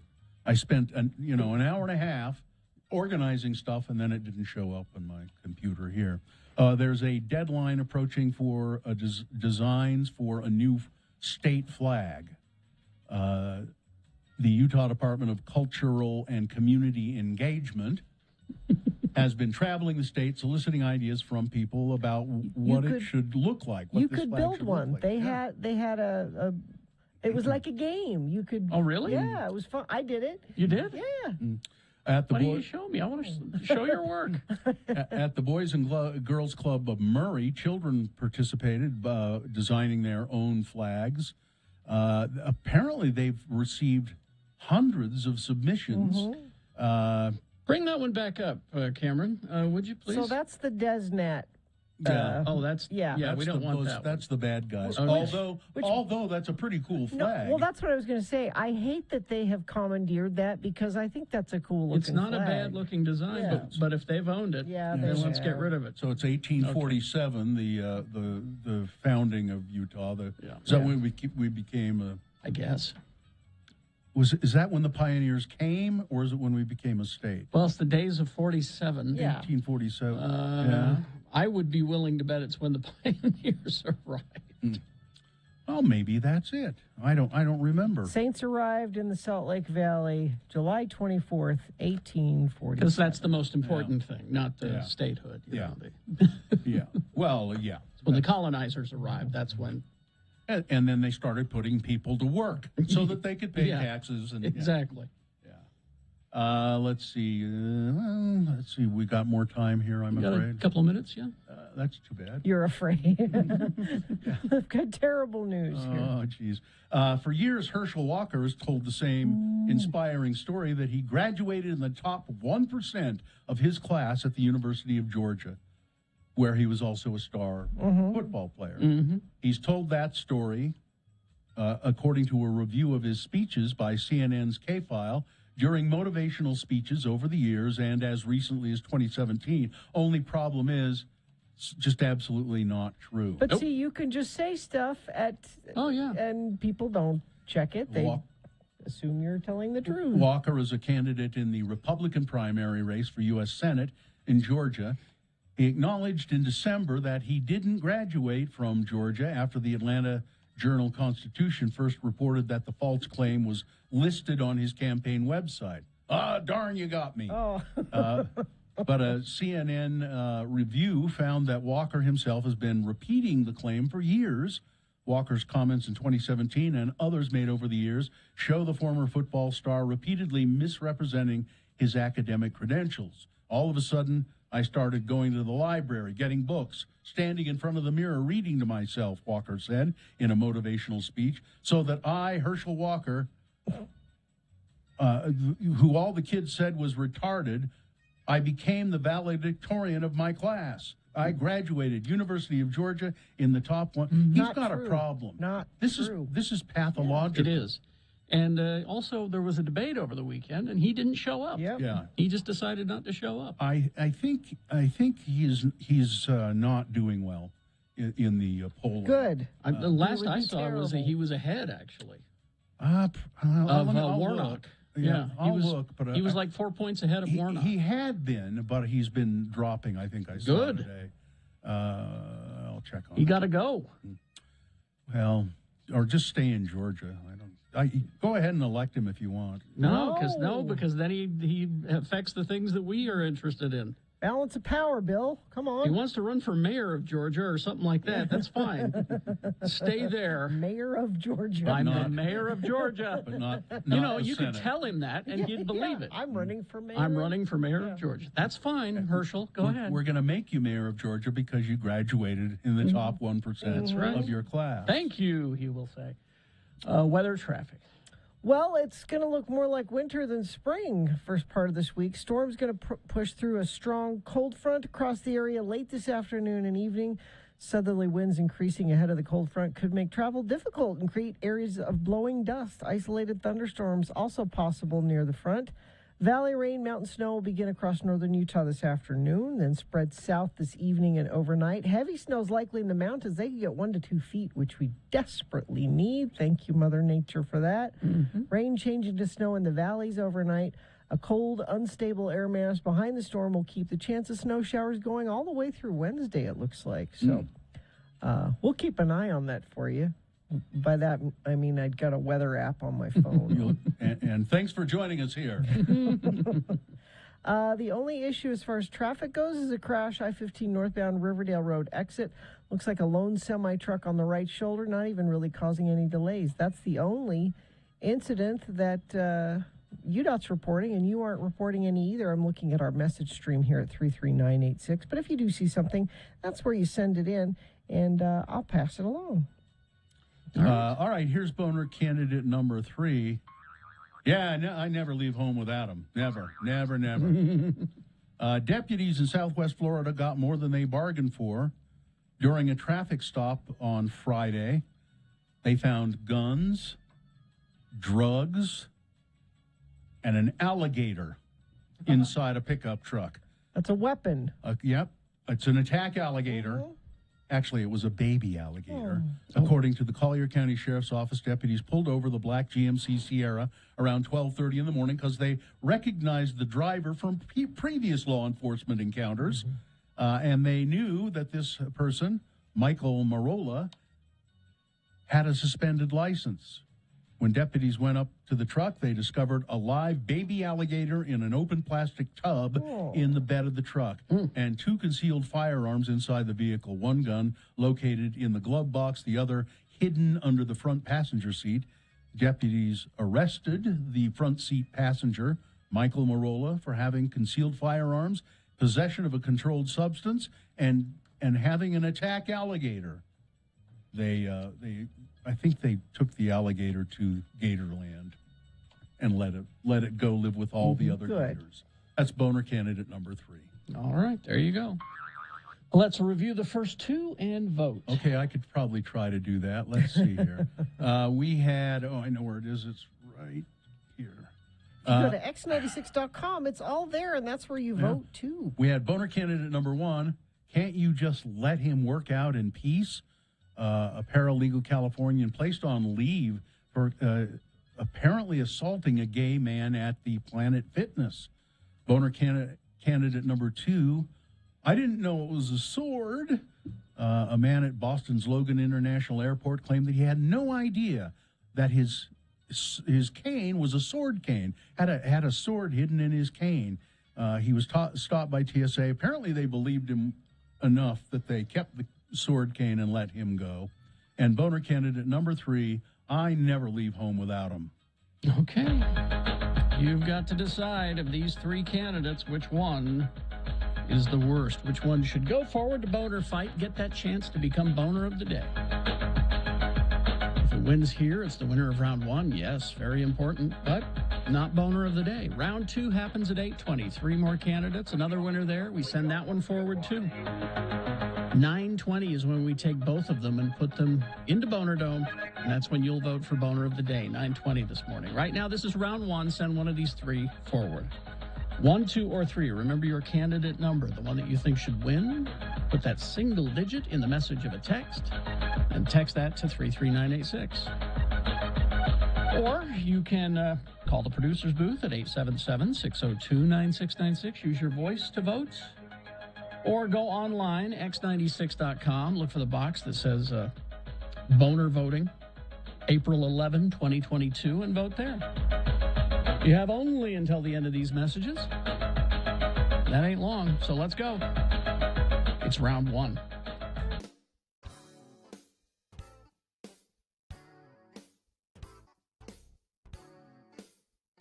Sensuous. Sensuous. Spell it with me now. S-E-N-S-U-O-U-S. And now we'll use it in some dialogue between our two Utah friends, LeVar and LeGrand. Elder LeGrand R. Dunn is on the roof of his lovely West Valley bungalow installing some new shingles. His friend LeVar is down below on the porch having a nice cold glass of root beer. Again, the word is sensuous. Looks like you're doing a bang-up job with them shingles, LeGrand. That hole's being patched up just fine. Well, I got to get this done before the snow flies. I don't want no leaking on my food storage room again this winter. Well, if you don't want no leaking in the food storage, then you should keep LeGrand Jr. out of there. What? Nothing. Looks like it's kind of hot up there, LeGrand. Yep. I'm as hot up here as a tin roof cat house. What? Nothing. Hey, what's that you're drinking down there? Rut beer. Nice, ice-cold rut beer. Bet you could use some up there. I could for sure. I'm as hot as a hot dog with mustard and relish. Well, say, that's pretty hot. Bet you a nice cold Fanta root beer would sure go down good about now. Yep, I'm really hot, Lamar. I'm so hot that if you was to, like, hold an old dry Christmas tree next to me, it would just go up like a match. What? I'm a hot tamale, Lamar. Well, that's hot. Hot for sure. Bet you could use a cold drink. Some Fanta root beer, maybe. Like the one I'm sitting here in the shade lounge drinking right now. Yep. I'm a firecracker, Lamar. Why would you say that, LeGrand? Never mind. I think maybe I'll just get down. You know, climb all the way down the ladder and go all the way into the kitchen and maybe get myself a sandwich and a cold drink. What? Cold drink like a rut beer? Maybe. Well, what kind of sandwich would you get? Pickled egg and tuna. Why? Well, I was thinking that since you was getting down the ladder and going into the house, I mean, since you was doing that, maybe you could get me a sandwich as well and another nice cold root beer too. I mean, since you was already thinking about going.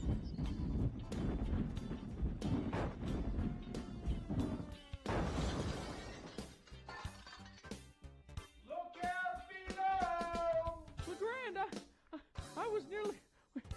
That flat of shingles nearly hit me. You should be more careful. That was an accident, wasn't it, LeGrand?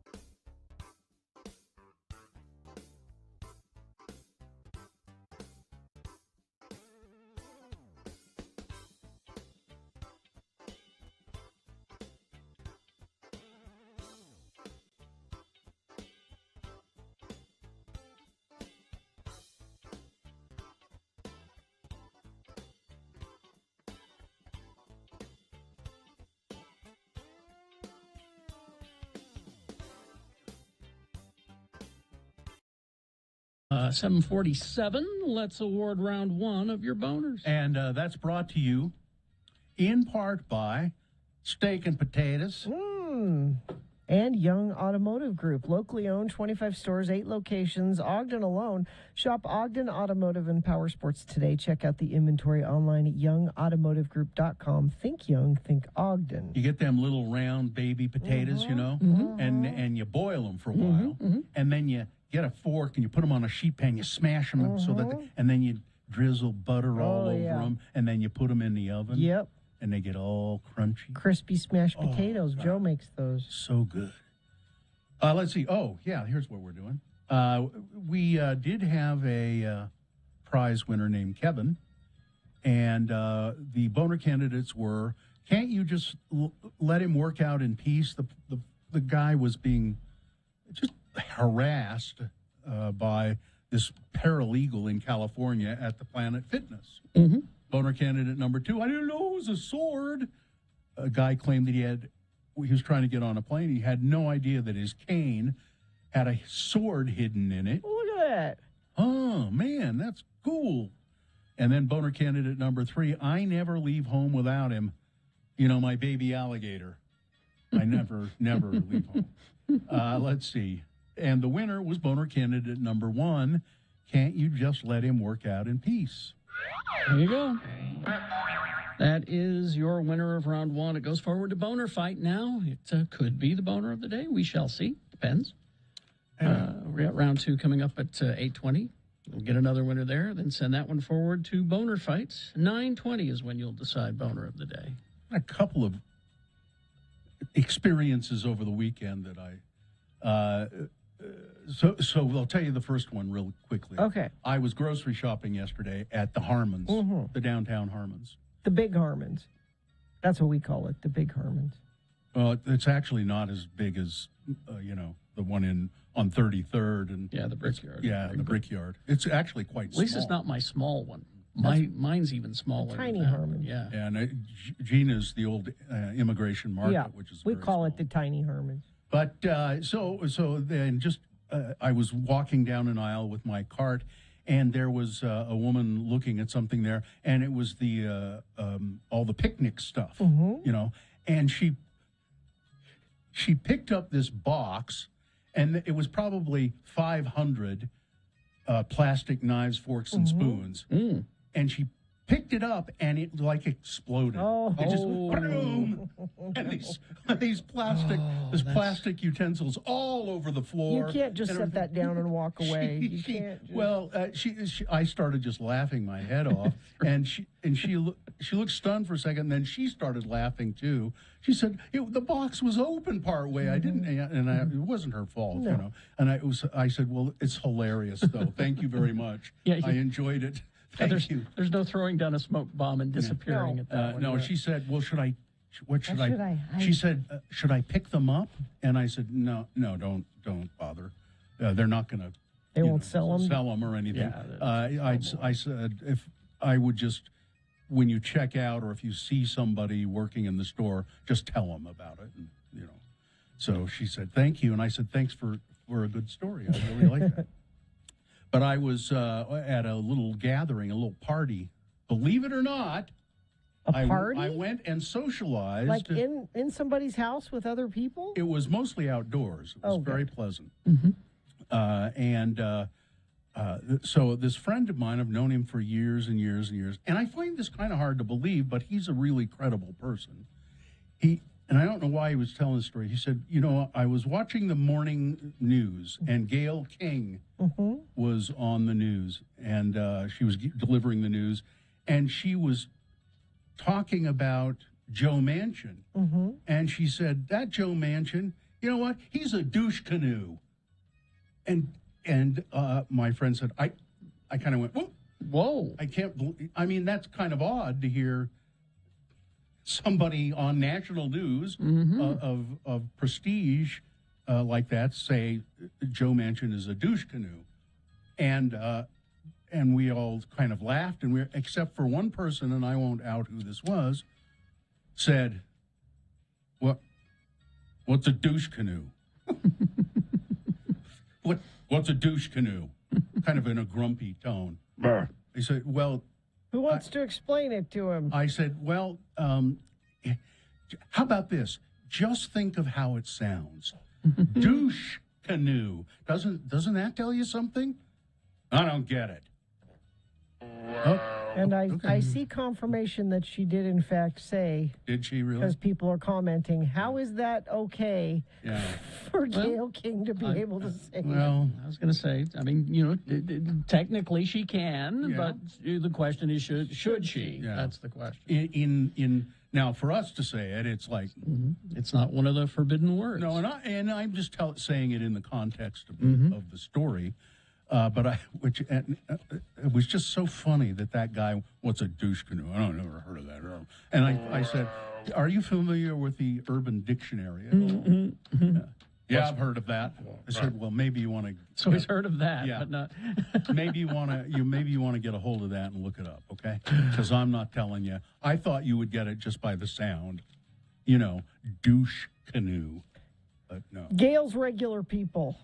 She just talks like apparently. regular I'm people. just showing you I'm people. Yeah, I'm just people. I'm just folks. I bet she's not a Prius driver. Nah, I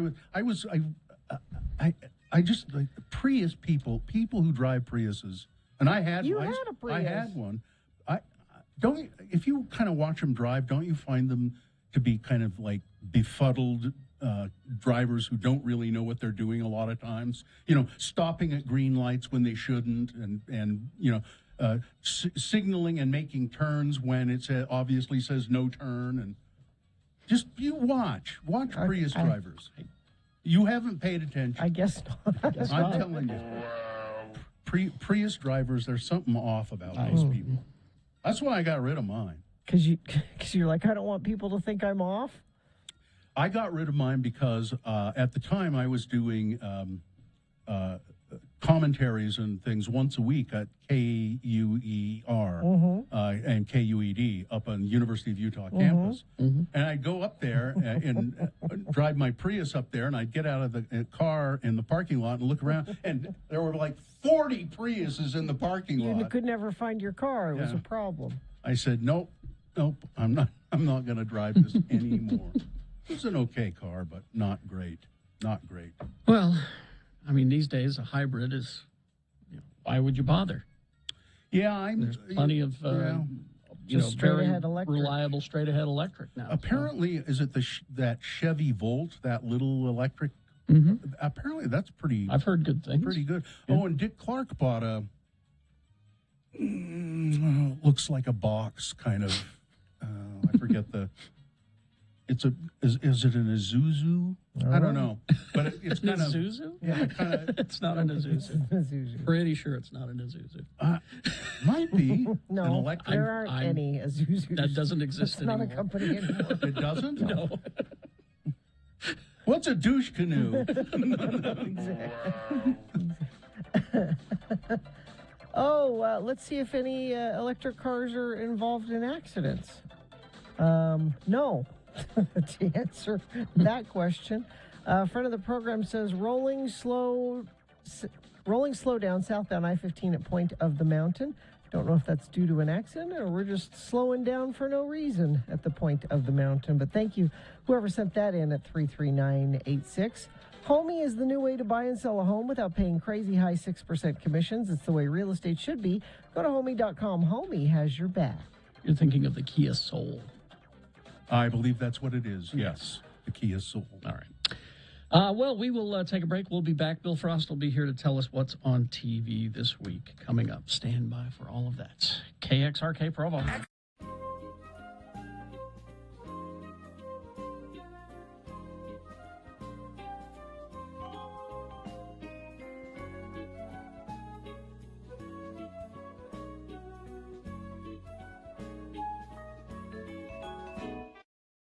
Lionel Elgin, our friend. Baseball announcer extraordinaire. I've had people asking me about Lionel. What's happened Well, to you know, him? the season started again, and he got another job. He announces baseball on radio stations, and He keeps getting jobs because he's really good at it. he is excellent at it. He's very colorful. He loves the players, is the thing. He really, really, really loves baseball players. Really. Yeah. A lot. You'll see what we mean. This is the latest tape he sent me. He got fired again. And this is what happened. This is the last one that he was at. Here you go. You tell me if he deserved firing or not. I don't know. So we're set to go here in the third. And what a beautiful day for baseball it is. Like a day in the park, folks. The athletes like cuddly little pets, frolicking, running, jumping, chasing, and retrieving balls. Furry, fuzzy fellas. So here comes Davis now, 0 for 1 today, flying out to right in the first. Notice the way Davis likes to sway back and forth, foot to foot at the plate. First offering from Lee, fastball strike in the outside corner, 0-1. And as Davis teeter-totters back and forth, one can't help but notice the up and down motion of each cheek of his finely toned hind end. Like two pistons in a perfectly timed machine, lubed with oils and perspiration for maximum viscosity. Lee set now, kicks and fires, breaking ball low, 1-1. Call it the show, folks, and no wonder. Davis very muscular. Also, one of the unfortunate individuals involved in the steroid controversy, being questioned by league officials. Of course, Davis denies it. The 1-1 pitch, just inside ball 2. I don't personally know much about steroids. I know in most cases they're taken via hypodermic needle. And I'm of the opinion, folks, that if a player wants to stick something in his hind end or have a fellow teammate poke him in the rear, so be it. Who are we to judge? If it helps the game, bend me over and stick it in. And so then that's when they went to commercial at that point, and they fired him. Then they fired him. He doesn't get it. Now, was it his comments about steroids? Is that what the problem was? That must be it. Yeah. You know what He sounds pro-steroid. You know what the problem is that he needs a color man. He does. He needs someone in there with him. He's doing it all by himself. He needs to do the play-by-play. He needs somebody to do the color. I think he's capable of doing. Well, he does both. I think perfectly. Yeah, he does both, but he needs to. I'm going to continue to send these to Larry Miller, and hopefully we can get him hired for the Bees, because you just like him in town. Yeah, I think he's an excellent announcer. I think we got enough of his kind in this town.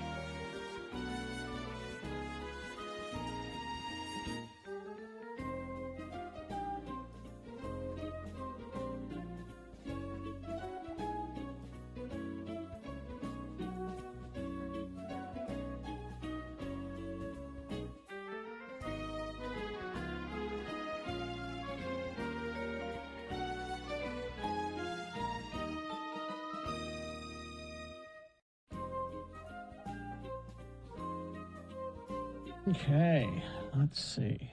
Okay, I just want to make sure that we got... We're back in studio, so we're all getting used to things again. Things are working? Studio. We're downtown. 50 West Broadway. I have no memory of coming here. No? No. Amnesia? I think it's amnesia, yeah. I just checked with my mom. Yeah. Daddy Gary's completely recovered. He remembers everything. Well, no, it doesn't remember. Like, okay. He's now remembering. He's now, things. but he doesn't remember that. It's just gone. Window of time is gone. Just gone. Okay. The Radio from Hell podcast will help you catch up with this conversation from earlier. Yeah. Now, are we going to chat with Yes, we are. Bill Frost? Is this sponsored, Jim? Yeah, don't settle for lame TV and slow internet. Let CableTV.com guide you to the best cable, satellite streaming, and internet services near you. Visit CableTV.com today. Well, Bill Frost is with us telephonically, I believe. Mm-hmm. Bill is a fine writer. He writes a media column, I guess you'd call it. Right, Bill? Sure, you can call it that. Okay, it's a media column in Slug Magazine, and you can find that at slugmag.com. You can find Bill Frost, all of his creative endeavors, his podcast, his music, at billfrost.tv. All right. Huh? Yes. Okay. What do we do? So, last week, did Carrie check out the Hardy Boys on Hulu? Carrie? I watched that damn Bigfoot thing. No, I forgot. I totally spaced it off, and I'm terribly sorry. Okay, Katie, we need a TV remind. Seriously, when Bill Frost gives us an assignment, like on Friday, a TV remind. Don't forget over this weekend. Watch the Hardy Boys. Yeah, Yeah. for all of us. Thank you. Please. Yeah, I totally spaced it off. I wrote it down. And it was there. It's okay. It's okay. You see, I've been having these lapses of memory every once in a while. I think I've been out fighting crime when that happens. I wake up with a broken jaw. And I got it. Yeah, I got it. Well, if you've been out moon knighting, that's acceptable. Yep. Well, so anyway, so Hardy is still Hardy Boys. I'll do Hardy Boys this week. Do you have another assignment, Bill? Yes, I do, and it's tonight, and it's for Bill. What? This is on the Vice channel. It's a documentary series called True Believers. It's about how cult leaders and cults are made. Mm. Yeah. And is it kind of a how-to? Can I learn how to be a cult leader? You can start a cult, Bill. Well, I think you pretty much already have the skills. I think you just need to harness them. Yeah. I'm gonna look at this now. I don't have a That pen. is on Vice. Write that down for me. I don't have a pen handy. You don't have a pen? No. Take the pen. It's over there. And also tonight, the second season of Chad was supposed to premiere on TBS, Yeah, what but happened? it's been moved to the summer. Don't know why. No explanation given. God, they got us all excited for it with their promos. Which one? Chad. I don't. It's how old is he? 14-year-old. Something like that. 13-year-old Chad, played by a woman. Oh, we've talked about it before. Yeah, I remember. She's just incredible in that role, and why can't I think of her name right now? Nazim Pedrad. Nazim Pedrad. Nazim Pedrad. Yes. She's great, and I love that show, and it's making me wait until summer. Okay, there must be a problem. All right. All right. On Tuesday on Netflix, a new series premiering called Hard Sell. That is with a C. This is created, directed, and starring Catherine Tate, whom you might remember as Nellie from The Office. I might. Yeah, the redhead, British. Oh, yeah. Yeah. So here, this is another office-style workplace mockumentary, but this time it's a women's prison, and Catherine Tate is the warden. Oh, good. Yeah. I think that So- And she comes... So is this like a funny? She comes from the world. A funny Orange is the New Black kind of thing? Kind of, yeah. And, of course, this warden comes from the world of event planning, so, of course, she knows what she's doing. Exactly. As a warden. Mm-hmm. And what's this called again? And it is called Hard Sell. It is with a C on Netflix. I get it. Yeah. Oh, like in a prison cell. I'm looking forward to that. Okay. Yeah. On Thursday, speaking of prison, Craig Robinson plays a cash-strapped prison guard in Killing It on Peacock. He's down on his luck, needs some money, and he finds out about a local snake hunting contest that has a $20,000 payout. Sure, why not? Yeah. So if you don't like snakes, maybe you don't watch this, or if you don't like seeing snakes getting killed, it also might not be for you. Yeah. I don't care for Craig Robinson, so. Okay, this is probably not for you then. Okay. I like snakes, all right, but. Okay. Friday, a very proper British legal drama from David E. Kelly called Anatomy of a Scandal. Really? This is in the upper crust of British politics. It has a very properly British cast, like Sienna Miller, Rupert Friend, Michelle Dockery, and Naomi Scott. That's very British. Yeah. Very British, based on the Sarah Vaughan novel of the same name. Also on Friday is a new anthology series called Roar on Apple TV Plus from the people who brought us Glow. These are 6 different episodes of basically of women dealing with men in the man's world. People in here include Nicole Kidman, Merritt Weaver, Issa Rae, and from Glow, Alison Brie and Betty Gilpin. Well, as long as Mark Maron isn't in it. No Mark Maron. Okay. And the new Charlie Brown special. It's The Small Things Charlie Brown, also on Apple TV Plus. Charlie Brown, who has yet to learn to stay out of sports.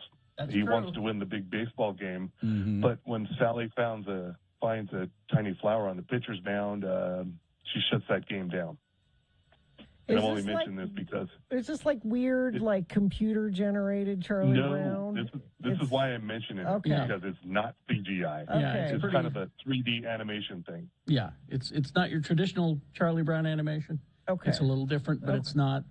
It won't take But you it's not out of CGI. it. Yeah. Okay. Yeah. It actually looks pretty cool. Yeah. And if you might remember a dark comedy from the 90s that you probably rented at Blockbuster called Swimming with Sharks, they have remade it as a series starring Kiernan Shipka from Sabrina and Diane Kruger from The Bridge. And this is a very, very dark Hollywood satire about the behind-the-scenes machinations. Kiernan Shipka plays an intern at a Hollywood studio who's a bit obsessed with the studio boss, played by Diane Kruger. And this is a short series, 6 episodes long, all dropping on the Roku channel on Friday. Oh, okay. The Roku channel is where you get your Reno 911 these days. Oh, good. Also. Okay. But you have to have the little Roku plug-in thing, right? The app, yeah. But it's free. Yeah. Okay. If you've been missing Yellowstone and you need another modern Western in your life, Prime Video on Friday has Outer Range, starring Josh Brolin. Oh, okay. And playing a Wyoming rancher named, wait for it. Yeah. That's a hell of a name. And we lost you. We lost you when you said his name. What's the name? Okay. Royal Abbott. Royal Abbott. Yeah. That's a name. rancher name. That's a. Yeah. So, of course, you have ranch family drama and, get off my land conflicts with outsiders. Yeah. But also this one has get off my land conflicts. Those are the best. This also has some paranormal activity. Oh, ghosts?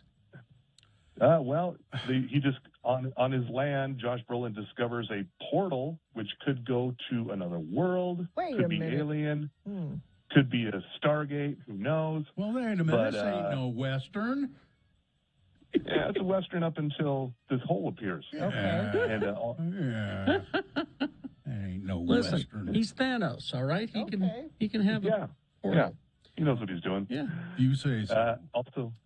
Also a movie I can almost guarantee you Sean Means is not going to tell you about, premiering on Friday on Tubi, Titanic 666. Ooh. Now, see, you should have assigned me Did to the watch devil that. sink the Titanic? Is that what they're saying? It goes. Well, here it is. It's the story of the maiden voyage of Titanic 3, which in the best of taste sails right over the resting place of the original Titanic. Oh, you don't do that. And you're instantly infested with haunted souls. Ghosts. See? Ghosts. Yep. Yeah. Yeah. All right. Titanic 666. Yeah, it's on Tubi, which is free. And if you want to watch that, Bill, that's cool too. Titanic 666. Yeah, that's one for you. But I'd have to get that. I'd have to download the Tubi app. Tubi. Well, you can find a youngster to install it for you. Hey, I know how to do that. I just don't want to take the time. It could take up to 5 seconds. I can see why you wouldn't do that. It's just yet another thing. Yeah, Saturday Night Live this week, hosted and musical guested by Lizzo. That should be interesting. Oh, okay. She's quite funny. And also the the premiere of a new football league. It's not the XFL, it's the USFL. No thanks.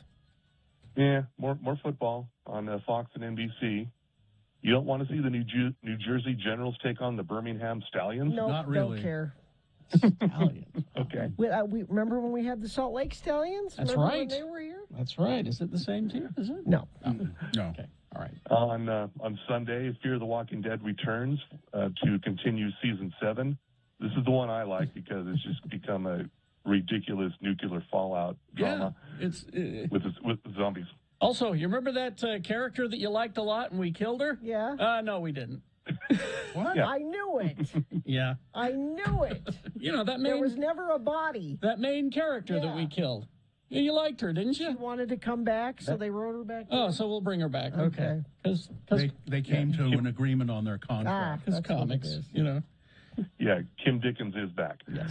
Also, a Doctor Who special on Sunday on BBC America, Legend of the Sea Devils. The Sea Devils, by the way, are not an XFL team. No, so they should don't be. get confused with them. Mm-hmm.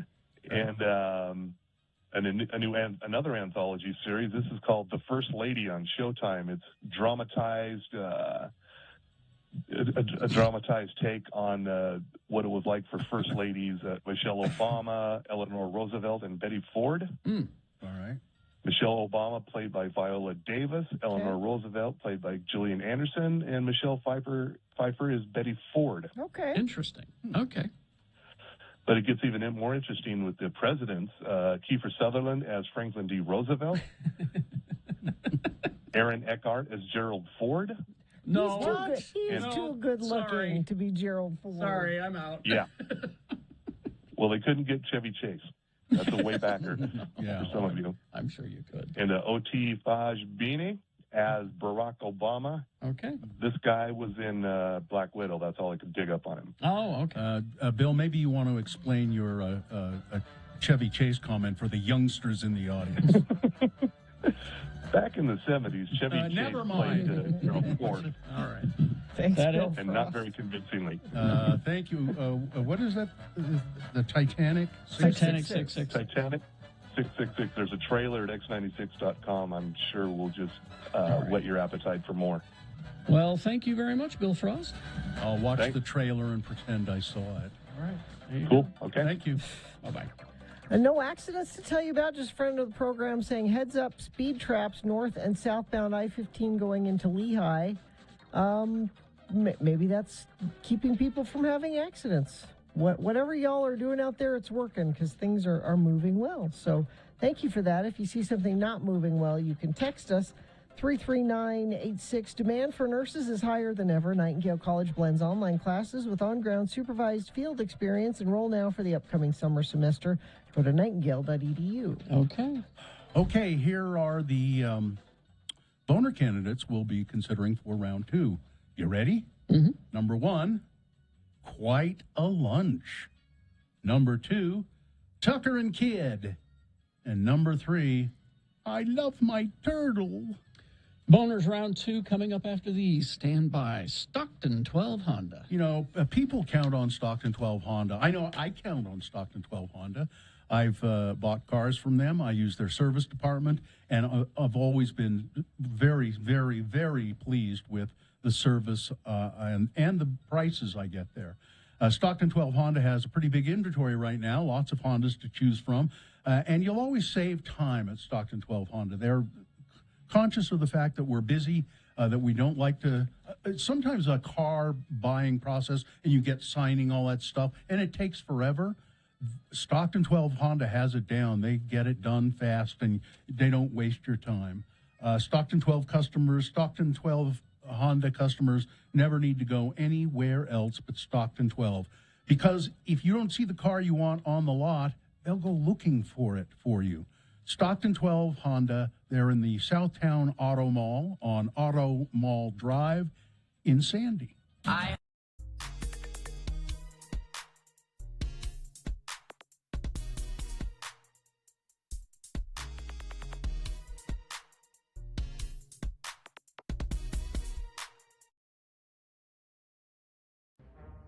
It is the 23rd century. Humans have left the lowly confines of planet Earth and have sought their destiny among the stars. While many things have changed, one constant remains: the need for young men to venture forth and do the work of the Lord.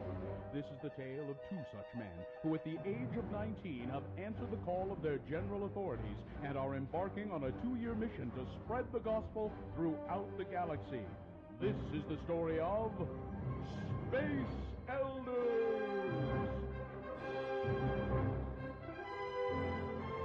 We join our elders as they pursue leads given them by Zone Leader Hansen. This episode finds elders Christiansen and Jensen trying to catch up to a rather well-known starship.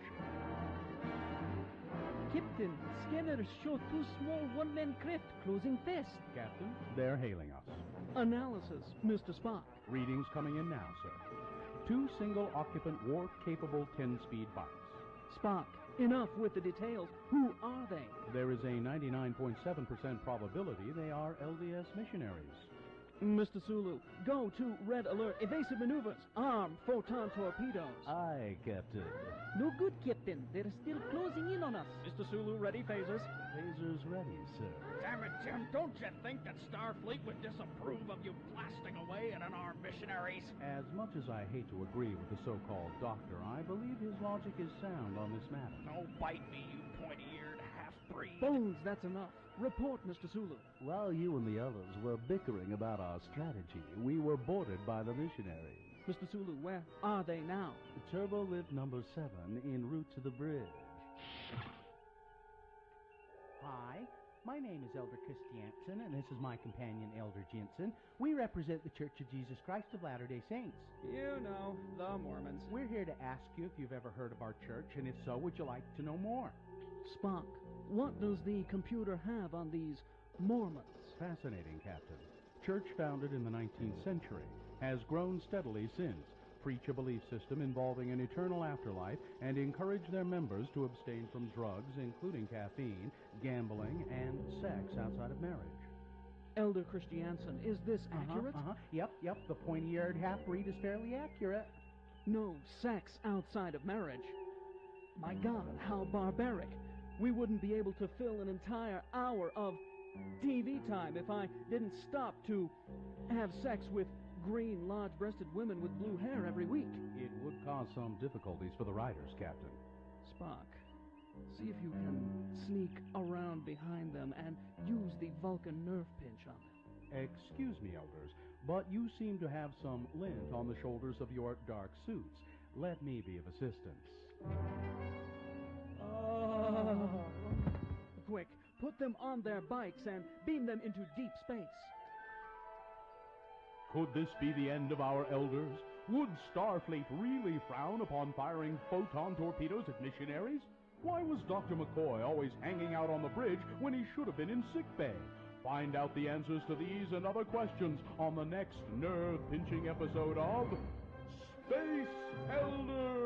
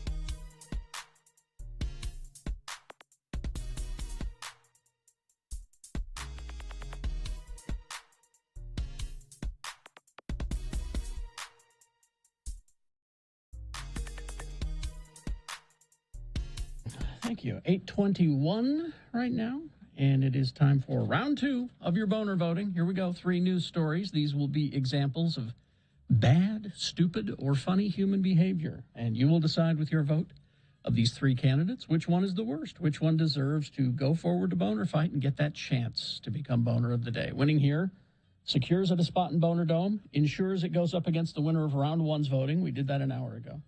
But we'll take both winners and put them against each other. You'll vote for Boner of the Day at, 9:20 this morning. That's when Boner Fight happens. Right now, let's do this. Round 2, 2 candidates now, a third after the news. Once you've heard all 3, then you'll vote. One of you lucky random Boner voters will receive. I can't buy it, gotta win it. Radio from Hell Boner t-shirt.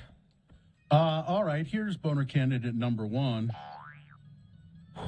Well, that is quite a lunch. I apologize. We're back in studio and things it's not quite working the way we need them to work. Come on, I am not happy. I thought I had this sort of figured out, and now you just need the story. Well, I've got it right here now. Okay.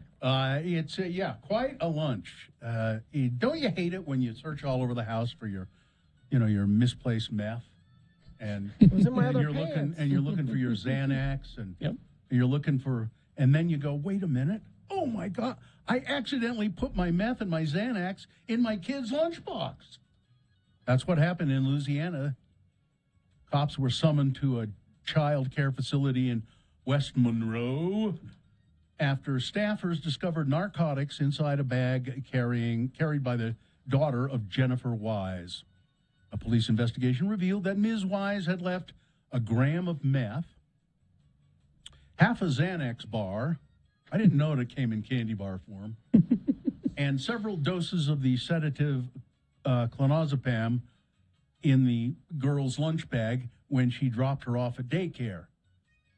During a police interview Tuesday, Ms. Wise reportedly admitted to purchasing the drugs a day earlier for $75. Well, that's quite a bargain. They were having a special. Yeah.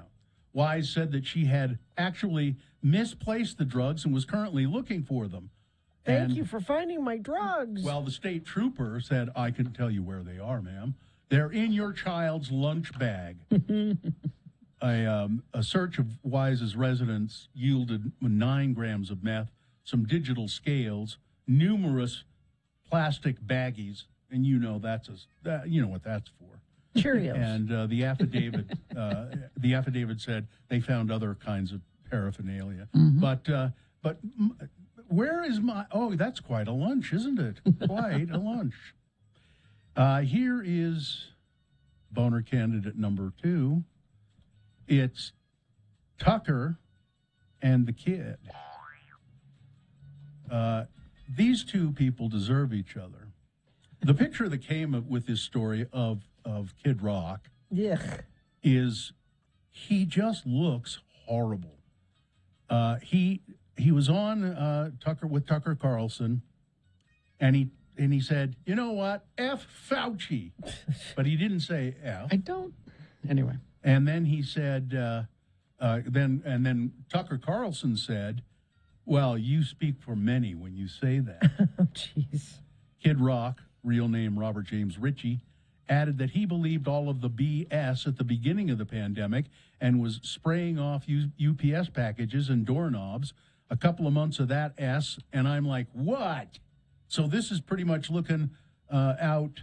This is pretty much knocking out overweight, unhealthy people, he said. I'm none of them. I'm good. It's your audience. Mm-hmm. Yeah. By the way, Kid Rock I didn't know this. Apparently he recently released a song called Let's Go Brandon. Yep. I don't know who would play it, but yeah. So anyway, both Tucker and Kid Rock born into wealth. Mm-hmm. Yeah. Yeah. What was Tucker Carlson's? Fish sticks. Yeah. Oh, that's right. Is it Mrs. Paul's? Or no, not like Mrs. Paul's. Gordon's? Like Swanson? Swanson. Fish sticks. Yeah. And Kid Rock is automobile executive, right? Mm-hmm. Yeah. All right. Coming up in a moment, Boner candidate number 3. It's I love my turtle. All right, Boner candidate number 3 for round 2 coming up here in a moment. Do we have sponsorable content? Well, what I'm going to tell you about is kind of sad. Oh, because there's no place left to get Clams Casino. All right. Sponsor, Gina? Yeah, and friends of the program heard me read the sponsor and took action because radio advertising works. Land on the cratered surface of the moon, fly through the swirling rings of Saturn, coast to distant worlds with active volcanoes and buried oceans. Worlds Beyond Earth is now playing at Clark Planetarium at the Gateway. Friend of the program tweeted me this weekend and said, "Hey, thanks for telling us about this. It's really cool." So it used to be that there were two places, at least that I knew of, that you could get Clams Casino. So back in the old days, Larry King was did his radio show from Washington, D.C., and then every Friday night he went over to Duke Zebert's, the Clams Casino. And that was a tradition. Well, then the other place you could get Clams Casino, now Duke's is closed, and the other place you could get them was Forlini's, an old Italian restaurant in Chinatown in New York. What are Clams Casino? It became a haunt for fashionistas and artists and writers who liked the old-fashioned, red sauce Italian restaurant. Clams Casino, I don't know what they are really, but it's just oh, let me look. It's just a clam dish. But Forlini's was famous for their basic red sauce and their Clams Casino. Oh, it's like a bacon and a breadcrumb topping with butter. Yeah, I've had that. So you'd eat everything but the clams. Yeah, it's kind of... That's my sign-off today, by the way. I'll eat everything but the Everything clams. but the clams. Well, if you do, you're missing the best part. You're missing the best part. Okay, so that's sad. Now, no more Clams Casino. At least I think it is. I thought of making this a boner candidate. This is a weird story. You know who Neil McDonough is? The actor? Yeah. Yeah. He's kind of creepy looking, I think. He was on Yellowstone. He was a bad guy on Yellowstone. Yeah, he was. And he was in Justified. He was a bad guy on that. He usually plays a bad guy. He says he had to rely on his faith to cope with tough times in Hollywood. In 2010, Neil McDonough claimed he was fired 3 days into filming the ABC series Scoundrels because he wouldn't agree to any on-screen sex scenes. No one wants to have sex with him on screen. And what that meant was he will not kiss anyone. Oh. That's all that is a kiss? There was a time when I wasn't working, he said. I couldn't get a job because people thought I was this crazy religious guy, but that wasn't the case. I love my wife, but I love my acting too. I was hopeful that at some point somebody would give me a chance again. The devout Catholic's clause wasn't new. From 2008 to 2009, McDonough starred in Desperate Housewives, where he played Nicolette Sheridan's husband. McDonough had a no-kissing rule that prompted the show's creator, Mark Cherry, to get creative with his writing. McDonough, who married his wife, Ruby, in 2003, has said, "I won't kiss another woman because these lips are meant for one woman only." Now, he claims that he's not a crazy Catholic. But then he said, then he says, I remember falling to my knees and saying, "God, why have you forgotten about me? Why am I being punished so much?" McDonough said. And as soon as those words came out of my mouth, I realized what self-absorbed questions those were. God has given me so much. We all experience, and he goes on in that vein and talks about and he has a lovely wife, and they have 5 children. So you're okay, like, shooting and killing people and doing horrible things? Yeah. He was. TV shows. He like had a shiv and gutted somebody. And, that's okay. Yeah, but you can't kiss anybody. It's crazy. Again, and he says he's not crazy. Well, Will Smith, he has to give back his Oscar. What? Yeah. No, he doesn't. Yes, he does. Is that what they're saying? Who's saying that? The Academy. I know that they punished him by saying you can't come to the awards for 10 years, but I didn't hear anything about that. They didn't take it away. Where did you see that? Veteran actor Harry Lennox slammed the Academy of Motion Picture Arts and Sciences for what he called the toothless penalty against Will Smith And he urged Will Smith to return his No, Oscar. that's not. The Academy banned Smith from attending the Oscars for the next decade over his assault of comedian Chris Rock on stage at the awards show. Mr. Lennox, who's a member of the Academy and is a minor actor who's been in tons of stuff, a working actor, he said returning the Oscar would restore the award's honor. He just wants that Smith, to happen. Smith needs to mail his golden trophy back to the Academy and publicly state something to the effect That ain't happening. Yeah. Well, I don't know. I think he may have a point, but you're right. It won't happen. No. And is that a punishment at Well, all? it's. I like how Colin Jost said it Yeah. this weekend. So the punishment is you can't come to the event. Yeah. You can win an Oscar still. Yeah. You can go to the after parties. Yeah. Well, you can't. You don't have to sit through the just don't have to 4-hour. You can't. You can't vote. You can't vote too. That's a big deal to a lot of people. And you can't win. You won't. I don't think you. Yeah. Well, I don't. Let me put it this way: no one will vote for him to win another Oscar. Didn't Roman Polanski win something after? I don't think so. Yeah, he did because it was. Is he going to come? Well, and he couldn't. Yeah. So Harrison Ford took his Oscar to him. Oh, he was going to be given a lifetime achievement award. That's not something people vote on. It's just something that they decide they're going to do. And I thought it was pretty odd that there were so many people saying that they thought Polanski should be able to come back to the United States. Yeah.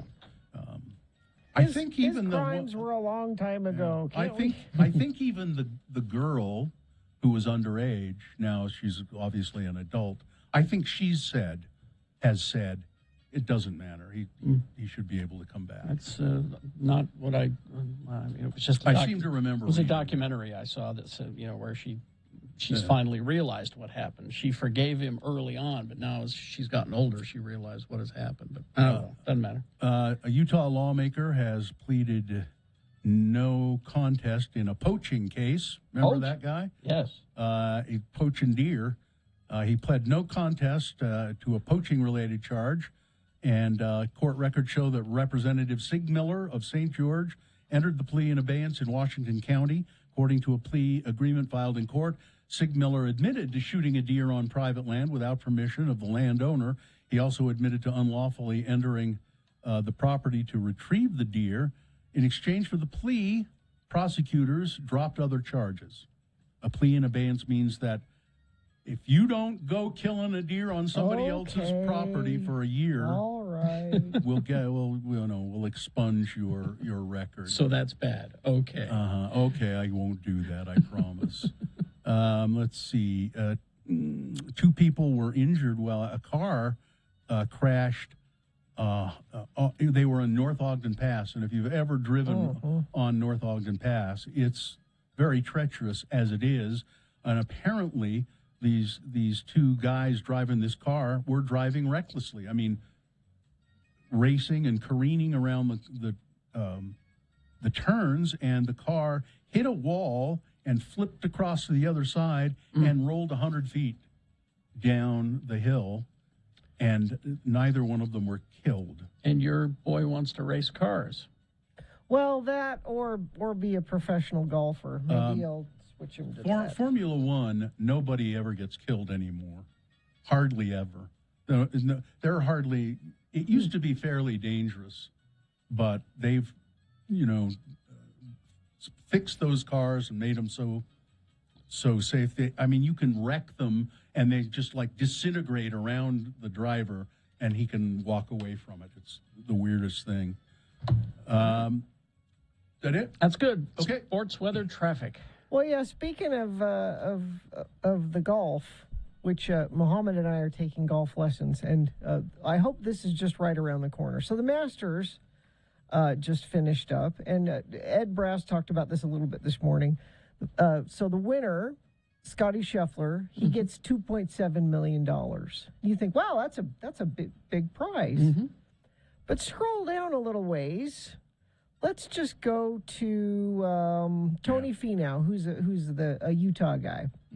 He came in 35th place. Mm-hmm. He still gets a good payout. He still gets $81,000. Yeah. Let's scroll down to 50th place. Mackenzie Hughes gets almost $40,000 for coming in 50th place. There's lots of money to be had there in golf. The Jazz, let's see. They'll begin their best-of-7 first-round series in Dallas against the Mavericks this Saturday at 11 a.m. Mountain Time. You'll be able to see that on ESPN and AT&T Sportsnet. That's your sports weather. So we've got high wind warning. We're going to have another one of those. This is a big storm coming in.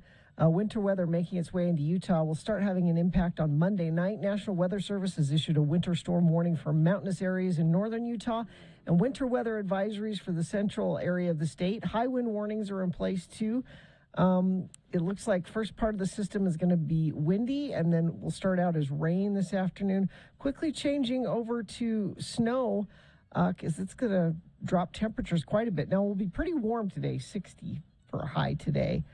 Tomorrow we drop down to 40, so big change in temperature and a chance for snow looks like all the way through Wednesday.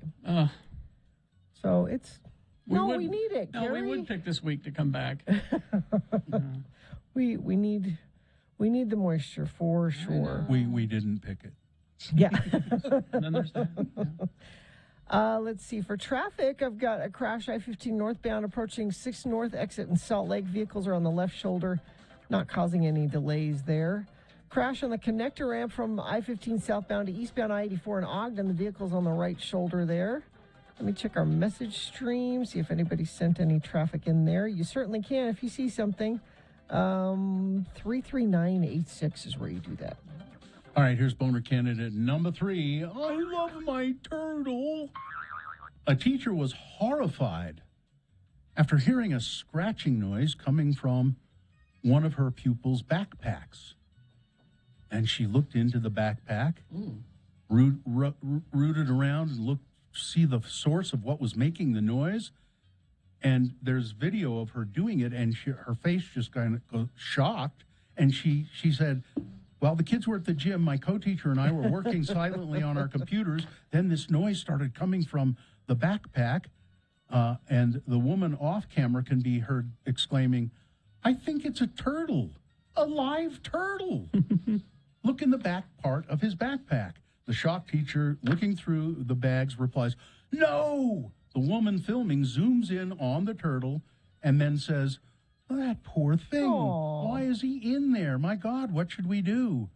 In the clip, another teacher comes in and removes the turtle from the backpack and laughs, saying that the little boy had been talking to her earlier about his pet turtle and how much he loved it. He talked to me for about a half an hour about it, she said, but I had no idea that it was in his bag at the time. Aww. I like turtles. Many people were shocked at the clip, one saying, my child will do this one day, I just know it. Another one said, meanwhile, Mom is back home freaking out, trying to figure out where the turtle is. Oh, looking under the bed. Yeah. I did this once. I just remembered. You took a turtle to Not school? a turtle, but I wanted a kitten so bad, a cat. Mm-hmm. But my grandmother, who I was living with when I was really little, didn't like cats, hated them.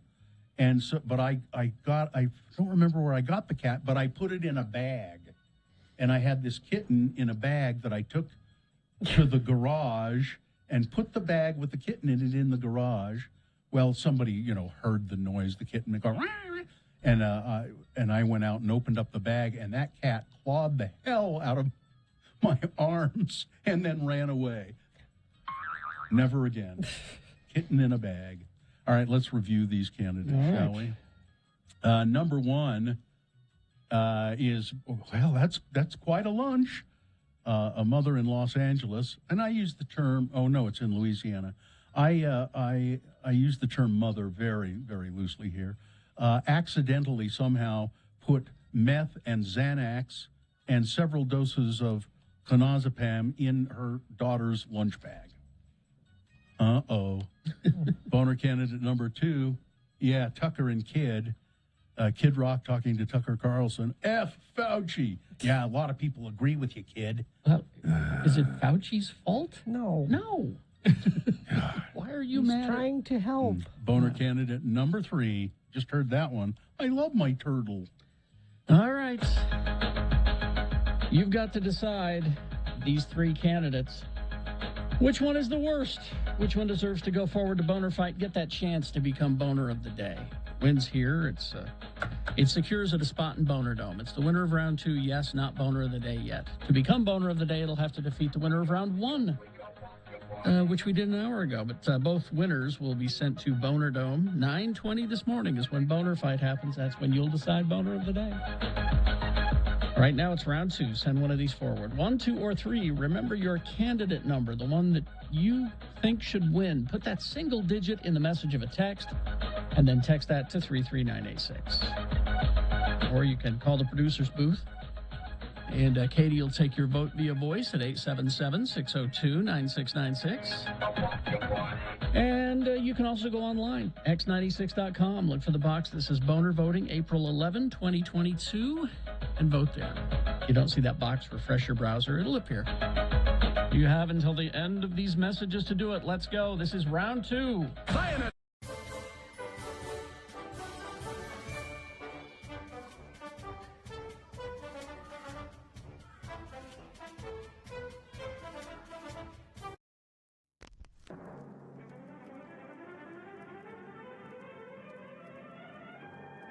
It's often said that the people of Utah speak a language all their own. It's a language that's often confusing and even incomprehensible to newcomers here in the Beehive State. So, Radio from Hell presents a handy guide to help everyone understand how the natives speak. It's the Utah Word of the Day. And today's word is... Gel. G-E-L, gel. And now to use the word in a sentence, LeVar and LeGrand are here to show you how Utahns speak. Listen carefully for the word gel. Our word today was supplied by a famed Utah attorney who has undoubtedly heard this word used more times in his life than he cares to remember. The word again is gel. Hey, LeGrand, how's tricks? What? How's what? Tricks. You know, things. How's things? How's it going with you? How's tricks? Oh. How's it going? I got you. How's it going? I asked you first. What? How it's going, that's what. Oh. I just asked how's it going, then you... Never mind. What's wrong with you? Well, sure. I mean, no doubt I'm just fine. I'm a little distracted, maybe. Who wants to know? Never mind. What's got you so distracted, LeGrand? Well, I was speaking on the phone with my uncle down to Moab. My Uncle LeGrand. I'm LeVar, you're LeGrand. That's the... So's my uncle. Huh? Yeah, LeGrand Peterson. He owns a small gravel pit down to Moab. Wait a second. Ain't you LeGrand Peterson? No, I'm LeGrand Peterson. He's Peter S-E-N. I'm Peter S-O-N. Well, hell, that's confusing. Not to us. But anywho, he wants me to come down to Moab, help him catch some appliance dumpers. Some what? Someone has been dumping old appliances into his gravel pit. Oh. And he can't catch them. There's like 10 old fridges there and more every couple of days. So my uncle, LeGrand, will have to pay to have them all hauled away. And that's going to get expensive. But if he can catch who's doing it, maybe he can get reimbursed. And if not, well, he's just going to have them thrown in jail. I guess illegal dumping can get you jail time. It's jellable, all right. So long as the gels down there ain't full. Yep. But I got a few things to take care of first. Hey, LeVar, I just noticed your hair looks kind of different. You using some kind of junk in it? Yes, my wife made me try it. It's some kind of new hair gel. Join us again some other time as we examine how the Utah natives speak with the Utah Word of the Day.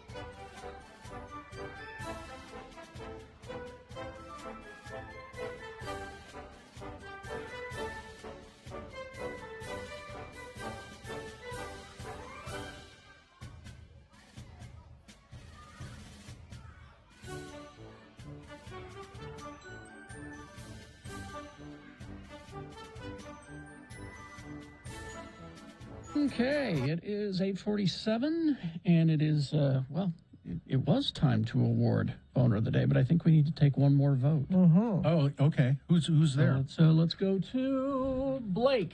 Hi, Blake. Hey, Blake, how are you? I'm good. How about you? Good. Now, I'm going to mark your vote, and then I will reveal the winner of round 2.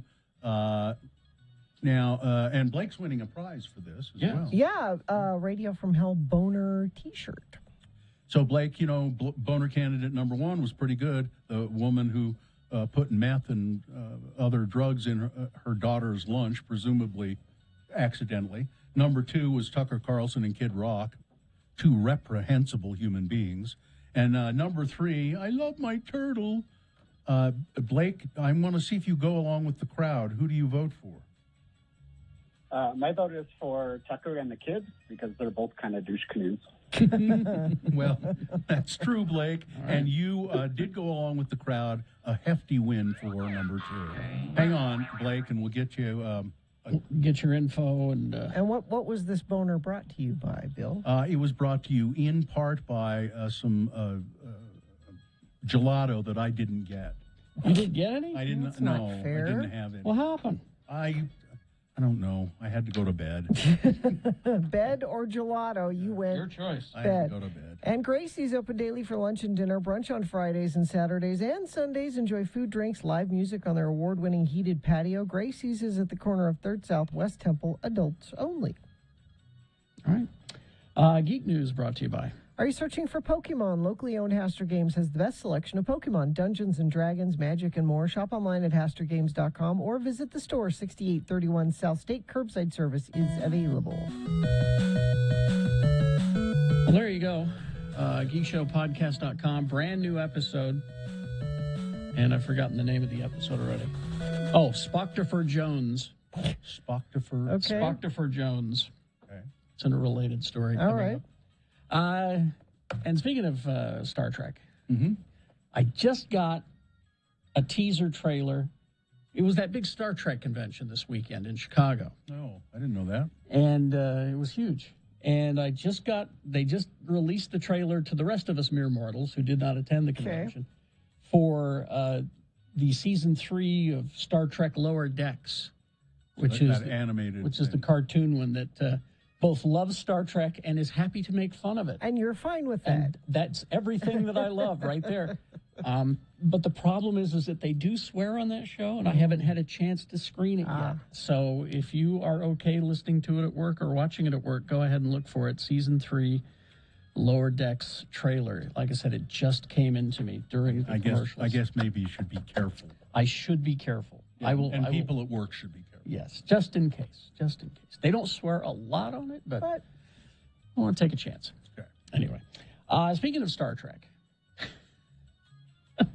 so we got Star Trek Strange New Worlds, this show coming up. Mm-hmm. And very excited about it because it takes place on the Enterprise. It's before Captain Kirk. It's with Christopher Pike as the captain because, he was captain of the Enterprise like 10 years before Kirk showed up. And so but what's great is that they've redesigned the ship and it looks cool, but it still looks like the old ship, but it doesn't, and it just looks great. It's spaceship porn for me. But one of the things that we're going to learn is Spock's full name. Oh, there's more to Spock? You thought it was just Spock, didn't you? Yeah, like Cher. You thought he was Cher. Yeah. Okay. Well, as you recall in an old episode, season 1, This Side of Paradise, where he says to that hot girl that he's, because, he's been taken over by this, never mind. He says to her, because she says, what's your full name? And he says, you couldn't pronounce it. And that was where it was left, right? Okay. Yeah. Well, they're going to tell you his full name. Now, his full name is, I can't pronounce it. I'll be honest with you. All right, it's Sachun Tagai Spock. Well, it sounds like you pronounced it. Well, that's the way it's spelled. It's, with the apostrophes and everything. Sachun Tagai Spock. Now, keep in mind that it's like Kira's name. The Bajorans, they do that name inversing. So her given name is Nerys, not Kira. Kira's the family name. Yeah. So his family name is Sachun Tagai. and his given name is Spock, but his full name is Chitin Tagai. Of course it is. Spock. It's not Spocktifer Jones, as we I see. That's where you're as going. we speculated on Geek Show. This is very interesting. Charlize Theron, who I still maintain you can take any Tom Cruise movie, replace Tom Cruise with Charlize Theron. I wish they would. And it's a better movie. Yeah, I wish they'd do that. I can see that. Tom Cruise movie. I can see that. All right. But she is going to be involved in the DC universe. She's not going to be in it. She's going to be producing. But it's a very interesting project. Because we always made fun of Aquaman. Because, he was kind of lame. His finny friends. But we also made fun of his sidekick, Aqualad. Well, even more. Even more so. Yeah. But what they've done is they've taken these characters and they've reimagined them and then they've put them out into the world. Yes.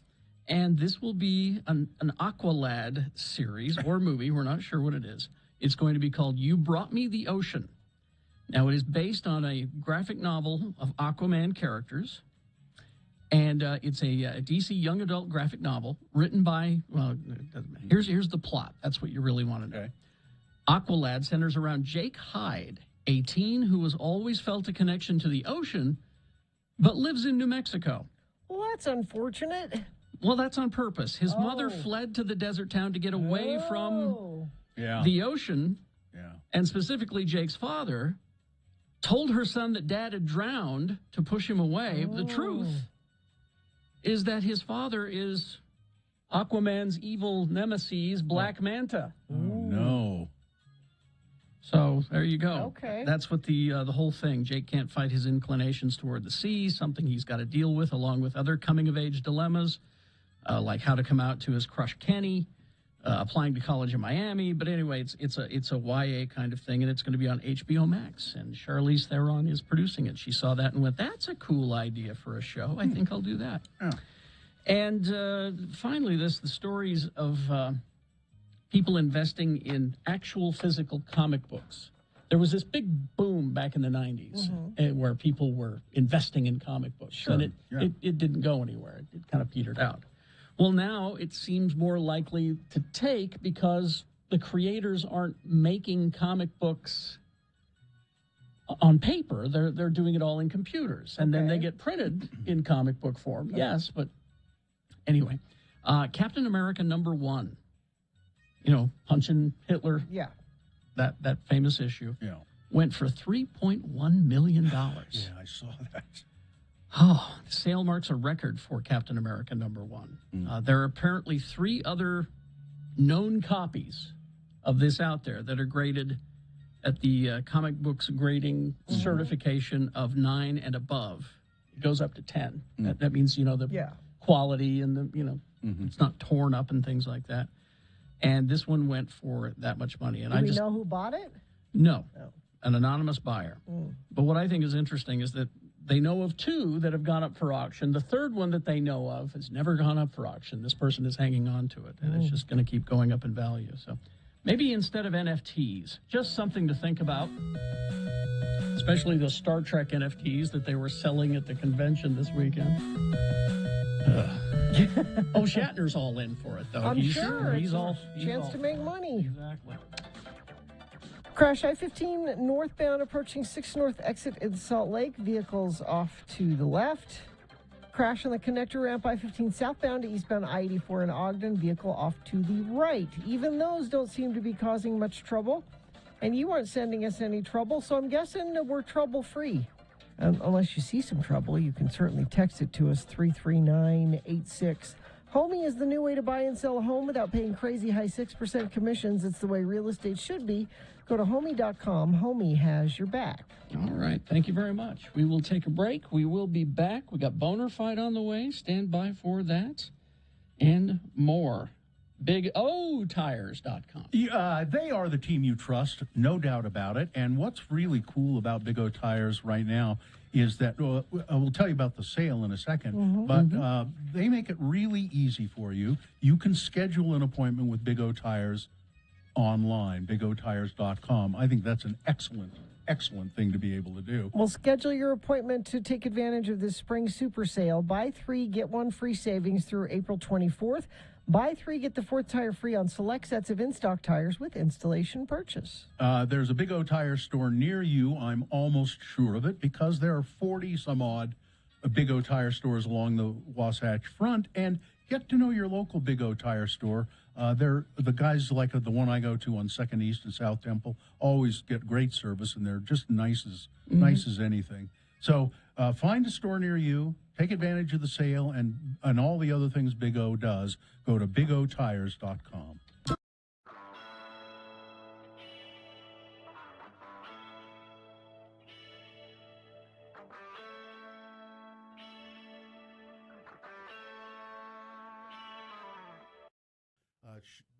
We're having second thoughts because people will assume that's why we named him Donovan, and that's not the case. And they picked it long before. Yeah.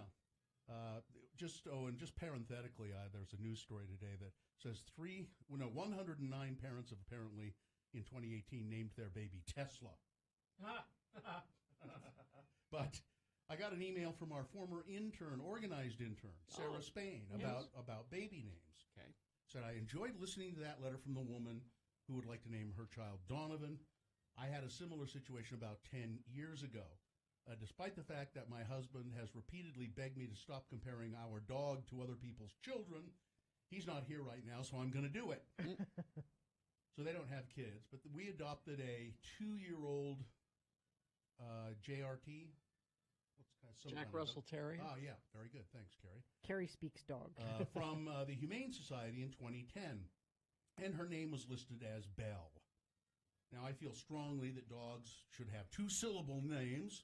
You should feel strongly about nicknames and full titles notwithstanding, and so I changed it to Bella, trying to keep it as close to her original name as possible. A friend told me several years later that dogs are named like hurricanes as they come to the shelter. They just give them a name. Yeah. You can change it to whatever you want. They just give them a name because they want to call them something, but it's not that they respond to it necessarily or anything. So if you recall, in 2010, Twilight, the sparkly teenage vampires, was very popular, and every person asked me if I'd named my precious fur baby after that awful character from those books. I would posit that it's an actual insult that someone would think I would stain a creature with the name from the book series than someone thinking that you would name a child after, as Gina pointed out, a wonderful, generous human being and basketball player. Yes. However, years have passed and not one person asked me if I named her after Twilight anymore. The question I get asked more often now is whether she is male or female, and my favorite response to kids especially is that her reproductive organs were removed, and I've never been able to ask her how she identifies, so I'll just call her Bella and don't worry so much about the label. Like that. As Bill mentioned, in the time young Donovan is in school, not Donovan Mitchell, but the kid, Spida Mitchell will probably have retired. Regardless, Donovan is a lovely name. It isn't like Avery, Office Products, or Stockton. Malone has a middle name, sure, but as a first name? Some people shouldn't be, Malone as a middle name, sure, but as a first name, some people shouldn't be allowed to procreate. Or Zebulon or Elzard, hand to Thor. I absolutely attended school with both of those. Really? Wow. Yeah, Elzar and Zebulon. Or many of the other asinine names that people come up with to make their kids different. All it does is make each school year difficult as the teacher and new friends try to figure out how to say and or spell the name. So you shouldn't care what other people think. If 5 people think you named them after a great person and a basketball player, so what? At least it isn't someone who is a real turd. My name is Sarah every day. And every day I want to smack Sarah Huckabee Sanders for smearing our good name. That's right. You'd be hard-pressed to find a name for a child that doesn't carry with it someone who had it before. Good luck. Hope you get lots of sleep before August. I don't know why before August. Don't know. I don't know. Is something happening in August? Do we not know? I don't know. Does she know something we don't? Maybe. Oh, no. She's talking about the people whose baby's going to be born in August. Oh, she's not talking to us. No. She's talking to them. Okay, good. Confusing. She says, adopt, don't shop. Love the show. Gina, you don't ruin anything. Love your former intern, Sarah. You know, I was at that graduation this weekend, so you spend 3 hours listening to names Yeah. being read. Mm-hmm. There were 2 princesses. The name. The name Princess, and one of them, middle name, What? Leia. Really? Princess Leia. I thought they didn't Anderson. say they didn't say the middle name. No, I said some of them Don't do. they but know some that of them- she's a general? General Leia Well, it's Sanderson. Not a princess anymore. but there was an actual Princess Leia. Wow. And a lot of Emilys. Emily's. A lot of Emilys. You've gotten a lot of crap over the years for naming your kid Festus. I have. Yeah. He was the only one in his class. Festus, it's a biblical name. And people spell it wrong all the time. They spell it with an IS. No. On his birth certificate, it's US. Festus. It's a biblical king. Look it up. King Festus. It's true. But yeah, if you want to run your baby names by us, Mm-hmm. email them to us, radiofromhell@x96.com. Yeah, if you have any doubts about baby names or you're having a hard time coming up with one, my go-to name is Shlomo. But There's a chat room. I know a guy named Zoltan Kolazar. Oh, poor Really? guy. Well, he's Hungarian. I don't know. I think that's Zoltan is a name that they give kids in Hungary. A friend named Rachel was an elementary school teacher. One year, her bad student was also named Rachel. She spent every day yelling at herself. Rachel! Yeah, don't ever talk to teachers about what your baby name is, because inevitably they've had someone in their class that was the terrible kid, so just don't run it by teachers. You'll never be able to pick a name because they all have. Oh no, that's. I had a bad Yeah. Thane once. A bad Thane. Thane. Thane. He was a bad kid. Thane. That's a. I pulled Thane out because someone in the chat room says, I love my son's name, Thane. Thane. Oh, is Thane a Utah thing? No. Are there Thanes everywhere? Are there Thanes? Yeah, I think so.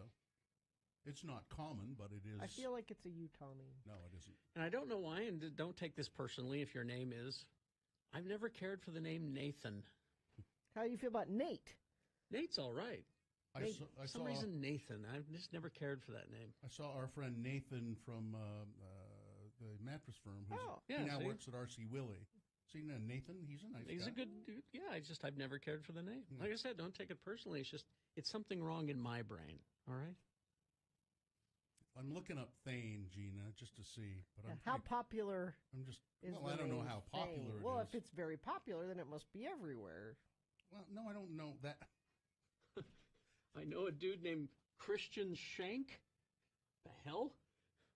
The last name Shank. There's just no right name, I think.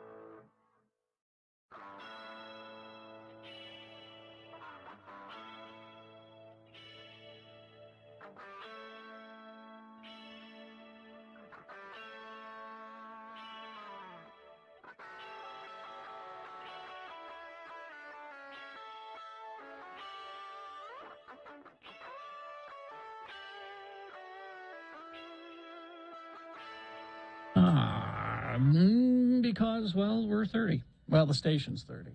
We're older than that. Yeah. And that song is older than the station. That was from 82. That song, the first my own money purchased music, really, was the 45 of Rock the Casbah. Here's my money. How much punk can I get for this many? The Clash, of course. Yes. I was just looking up Rock the Casbah. It's the song was released as second single from their fifth album, Combat Rock. It got to number 8 on the Billboard charts. And the drummer, Topper, was responsible for it. He wrote it and composed it. And I just remember that album came out right when I graduated high school, so that's why I remember it's May of 82. The song gives an account of a ban on Western rock music by an Arab king. Mm-hmm. The lyrics describe the king's effort to stop his population from listening to his music, such as ordering his military jet fighters to bomb anybody in violation of the ban. The pilots ignore the orders and instead play rock music on their cockpit radios. The population then proceeds to rock the Casbah. Mm-hmm. I think I liked it because of MTV. Well, not because it's a good song. I think I was exposed to it on MTV. It wasn't on the radio where I was listening. It was on. The thing I remember about that video is that armadillo running around. Armadillo running around. Yeah, I don't. In the video. I don't remember. I remember that song when it was first out, but I don't remember really getting into the Clash until that double album, Sandinista, which was even further down the line. And I don't. It came to the radio station. Now we would never play it because the format was not that at the time. But I don't know what prompted me to just start listening to it. And I went, wait a minute, this is really good. And then so I went back and London Calling has been routinely, and I don't know if it is right now, but Rolling Stone does the list of the best albums of all time. It has been number 1 on many occasions and may even be. Well, it's got the best album cover. Yeah. For sure. Big iconic.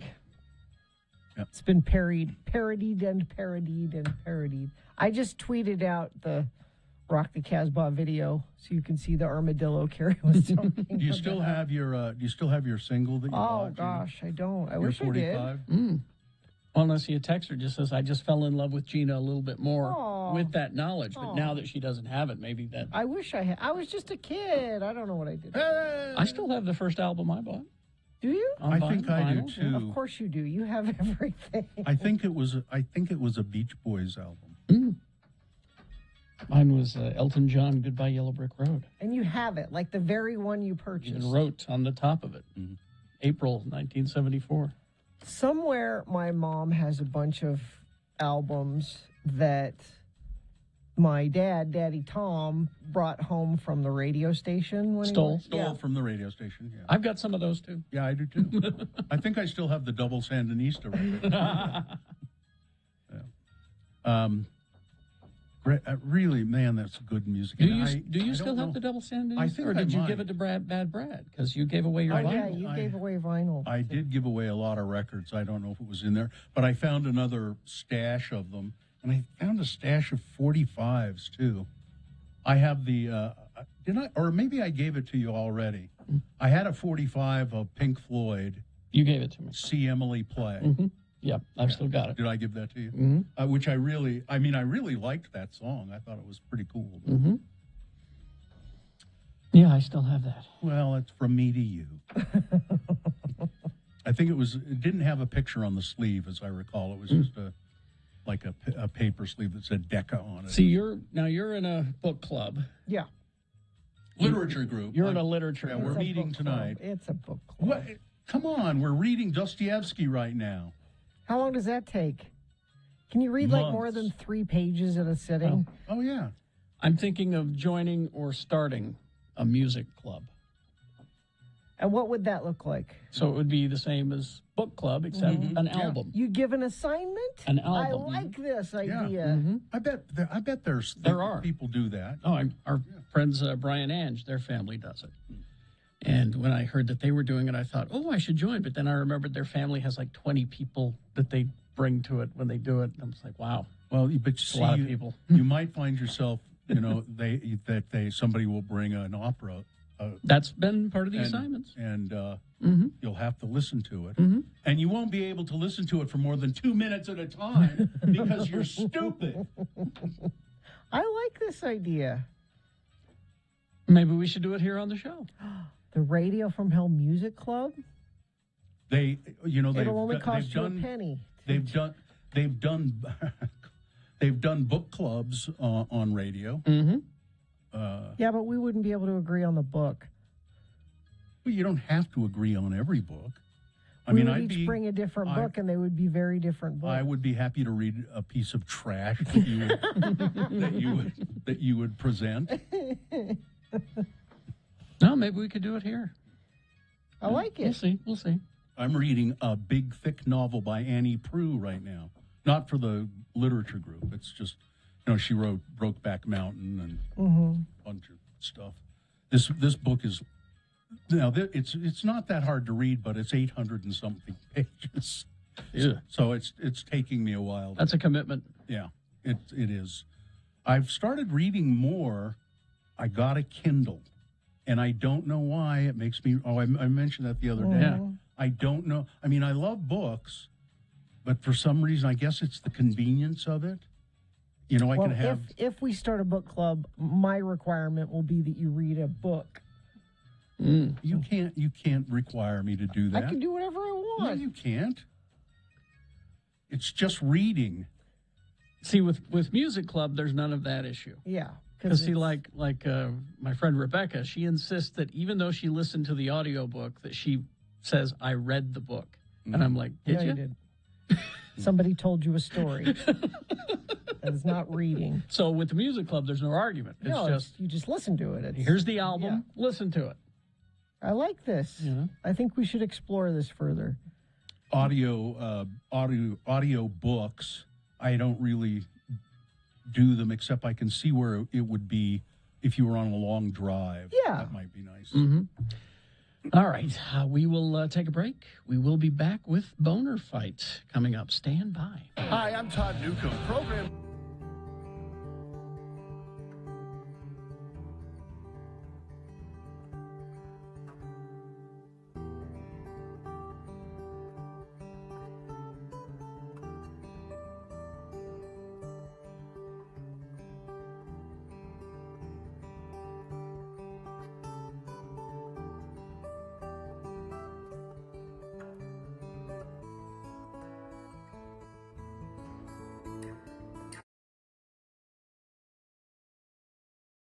Today, we examine another group of words used by most Utahns called L words, or words that end in ELL. And to help you with today's lesson, each time an L word is used in the following dialogue, a bell will sound. Imagine, if you will, our two friends, LeVar and LeGrand, together in LeVar's trailer house. The TV is on. A conversation ensues. Again, these are L words. I love this TV show. Yeah. I am so glad that someone is showing the reruns of McKell's Navy. Me too. I would just love to set sail with McKell myself. Hey, you remember the one when the wacky crew of PT Boat 73 tried to save that beached well? Oh, yeah. They had a hard time because of this big storm. Yeah. Gale force winds and hell stones the size of golf balls. Yeah. But they saved that well anyway. McKell did not fall. Well, no thanks to Gruber. Yeah, that was quite a tell, though.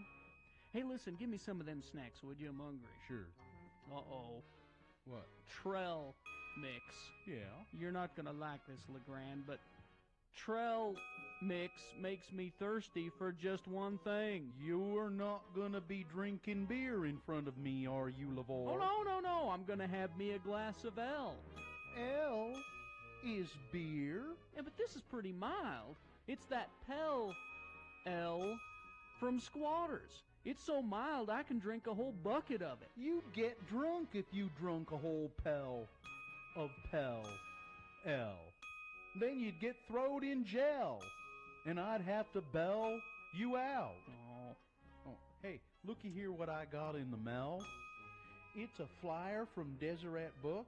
It says here that Dan Quell is coming to town to sign copies of his new book. Boy, the liberals sure rode Bush and Quell out of Washington on a rel. Sure did. They fought tooth and nail, but it wasn't enough. Yeah. Hey, I hear that this new book of his really lifts the veil of secrecy about Washington life and what really went on. You know, I'd like to see him. What Deseret Book is he at? Well, the one by that big jewelry store. Big jewelry store. You mean Morgan's Jewelers? Nope.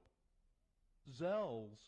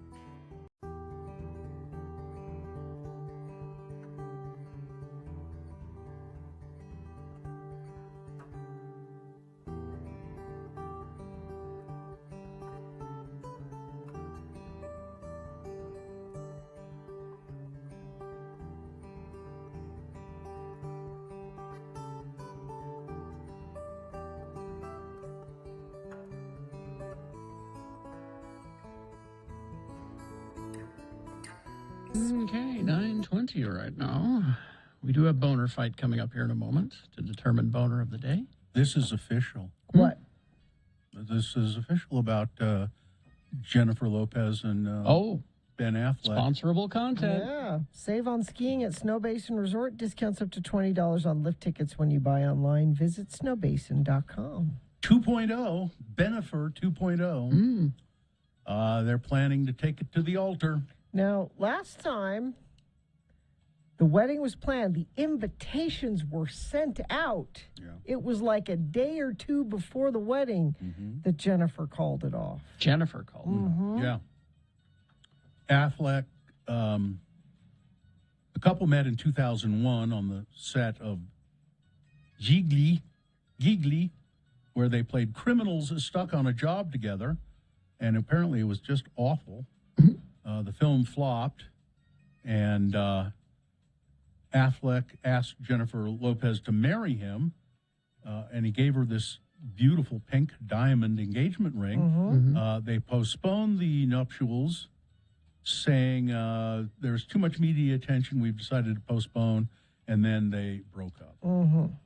Too much media attention. You know, you don't have to do it in front of anybody. You could be a secret. Go and do it in secret.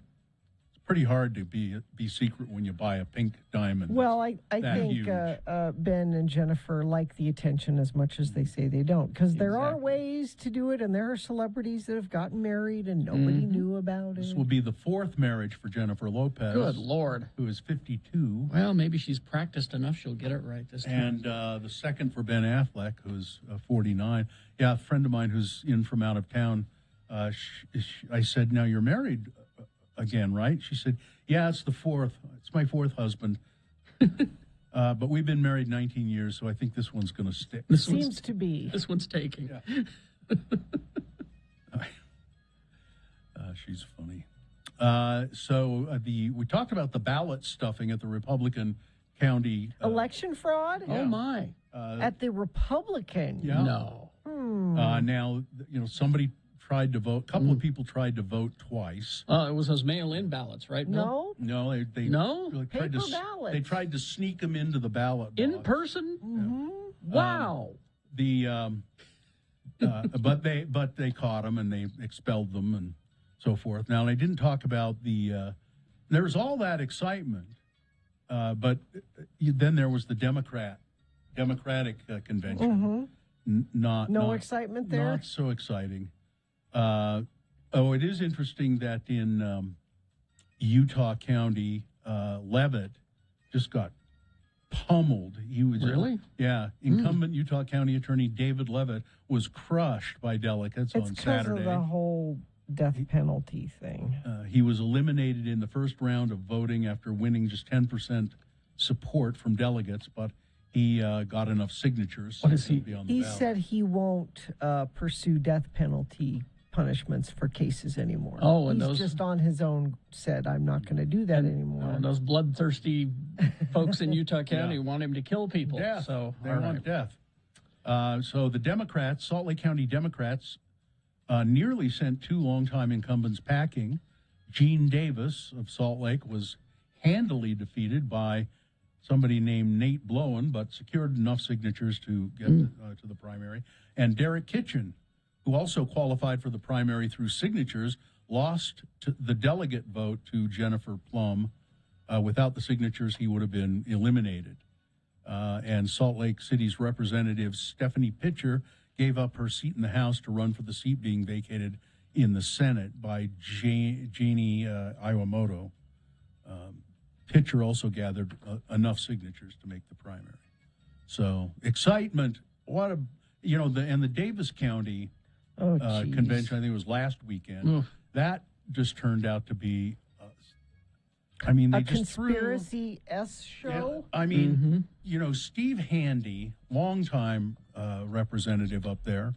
I knew him back in the day when he worked for the Standard Examiner a long time. I was just saying that name's familiar. Yeah, he worked in the marketing or something and he was a very nice guy, and he's quite conservative politician, but he's too moderate. He's too nice. No, And they knocked him out. To be a Republican these days, you have to say Biden isn't the president.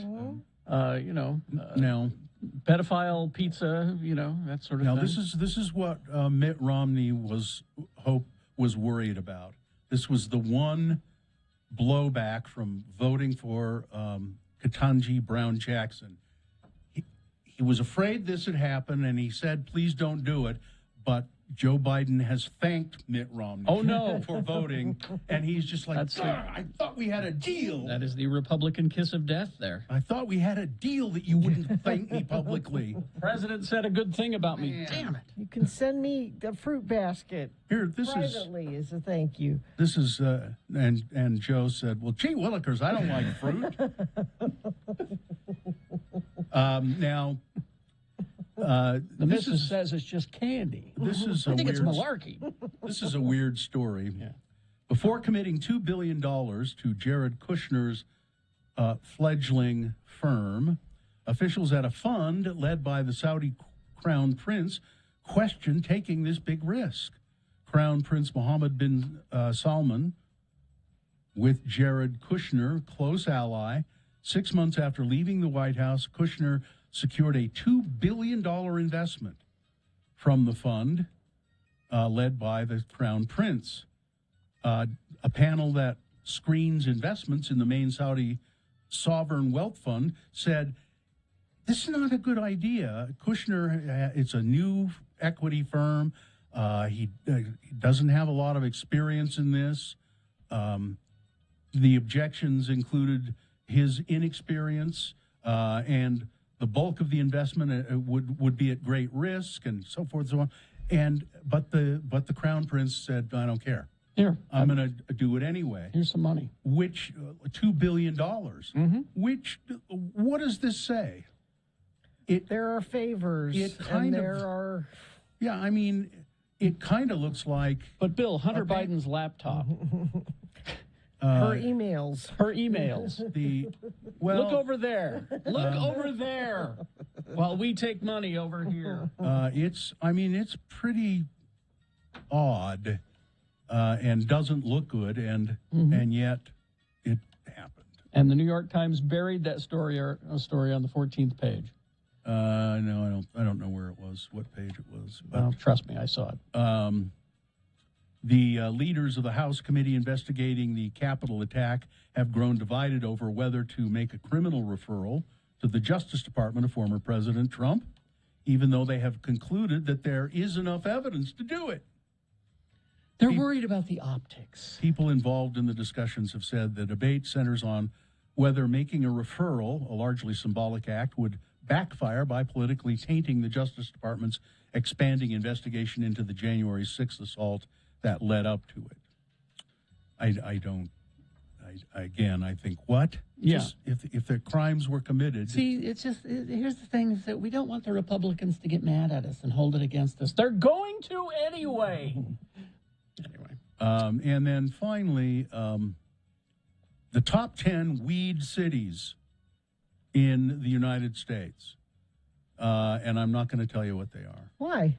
Because I clicked on it and my browser says, you can wait for this to become responsive or exit the page. This is not working well. So Top 10 weed cities. I have them here. How about we have it in our next break? Okay. What we do? It's Boner Fight with Radio from Hell on X96. Yeah, and that just destroyed everything. Well, great. Let's see if I can remember them. The first one, boner candidate number one, was the gay guy who was working out at a Planet Fitness and then was just apparently for no reason assaulted by some guy who's a paralegal. And people who saw this were just... Leave him alone. They were dumbfounded. Like, you seem to do it with no provocation at all. That was number one. And then it goes up against number two, which is Tucker and the Kid. Kid Rock saying F Fauci and other choice things on Tucker Carlson's show. And Tucker Carlson saying, you know, a lot of people really agree with you, kid. That's number two. All right, there you go. You've got to decide of these two candidates which one is the worst. Which one deserves to be boner of the day for today? One or two. Remember your candidate number, the one that you think should win. Put that single digit in the message of a text. Text it to 33986. Or you can call the producer's booth. Katie will take your vote in there via voice, 877-602-9696. Or you can go online, x96.com. Look for the box that says Boner Fight April 11, 2022, and vote there. Refresh your internet browser if you don't see that box. Go ahead and vote. You got 3.5 minutes. Let's go. It's Boner of the Day.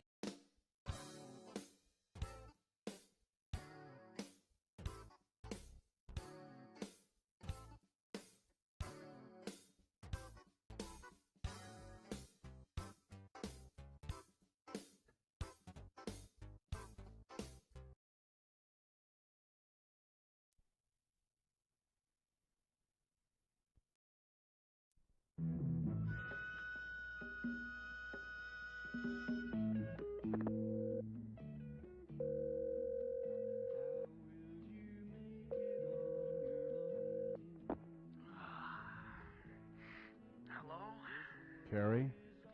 It's Bill. I don't think I can make it into work this morning. Bill, it's 2 a.m. What the hell's the problem? Wait a minute. not staying up all night watching Mary Tyler Moore on Nick at Night again, are you? Yeah. Mare has such a great job. She works with such fun people. I just can't make it in to do the show today unless... Unless what? Well, if you call me right back, I could probably make it in. Fine. I'll call you right back. Hello. Mary, this is Lou Grant. Oh, Mr. Grant. Mr. Grant, it's 2 o'clock in the morning. I know what time it is, Mary. I looked at the clock the minute I ran out of scotch. Mary, I need you to do something for me for this morning's production meeting. Really, Mr. Grant? Anything. I need you to come in early and make coffee for the TV station brass. Coffee, Mr. Grant. And I need you to sharpen up a bunch of pencils, too. Mr. Grant, And I want you to present your idea for that WJM News Magazine show that you want to do. I on Minneapolis? Really, Mr. Grant? Really, Mary. And I'm going to tell the station owner that Mary Richards is the best associate news producer I've ever worked with. Oh, Mr. Grant. So I'll see you at the station bright and early, Mary? Yes. Good night, Mary. Goodbye, Mr. Grant. Who was that, Bill? There is no Bill. There's only Mary. I'm sorry I woke you, Ted. Oh, God. That's all right, Mary. Say, Mare, I was thinking about that Eye on Minneapolis show that I'm going to anchor. Why couldn't we call it Ted Baxter's Eye on Minneapolis? Ted, I don't think Mr. Grant would approve that. I'll just beg him until he gives in. I'll just go, oh, come on, Lou. Please, please, Lou. Please.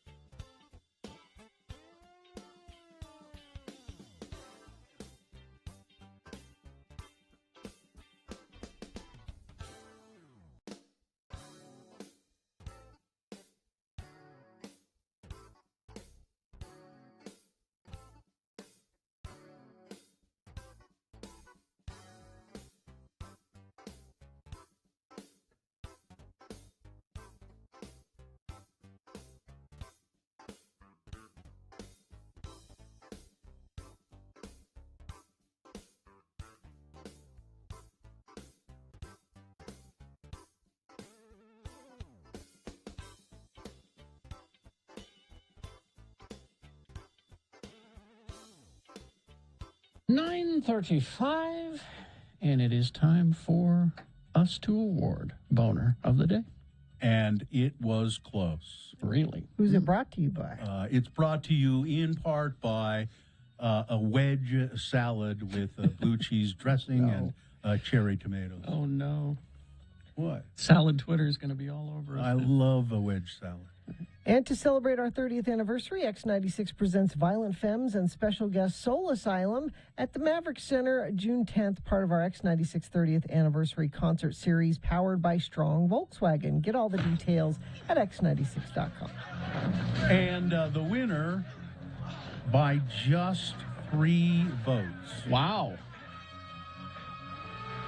Was Boner candidate number 2, Tucker and the Kid. Oh, there you go. 4 votes.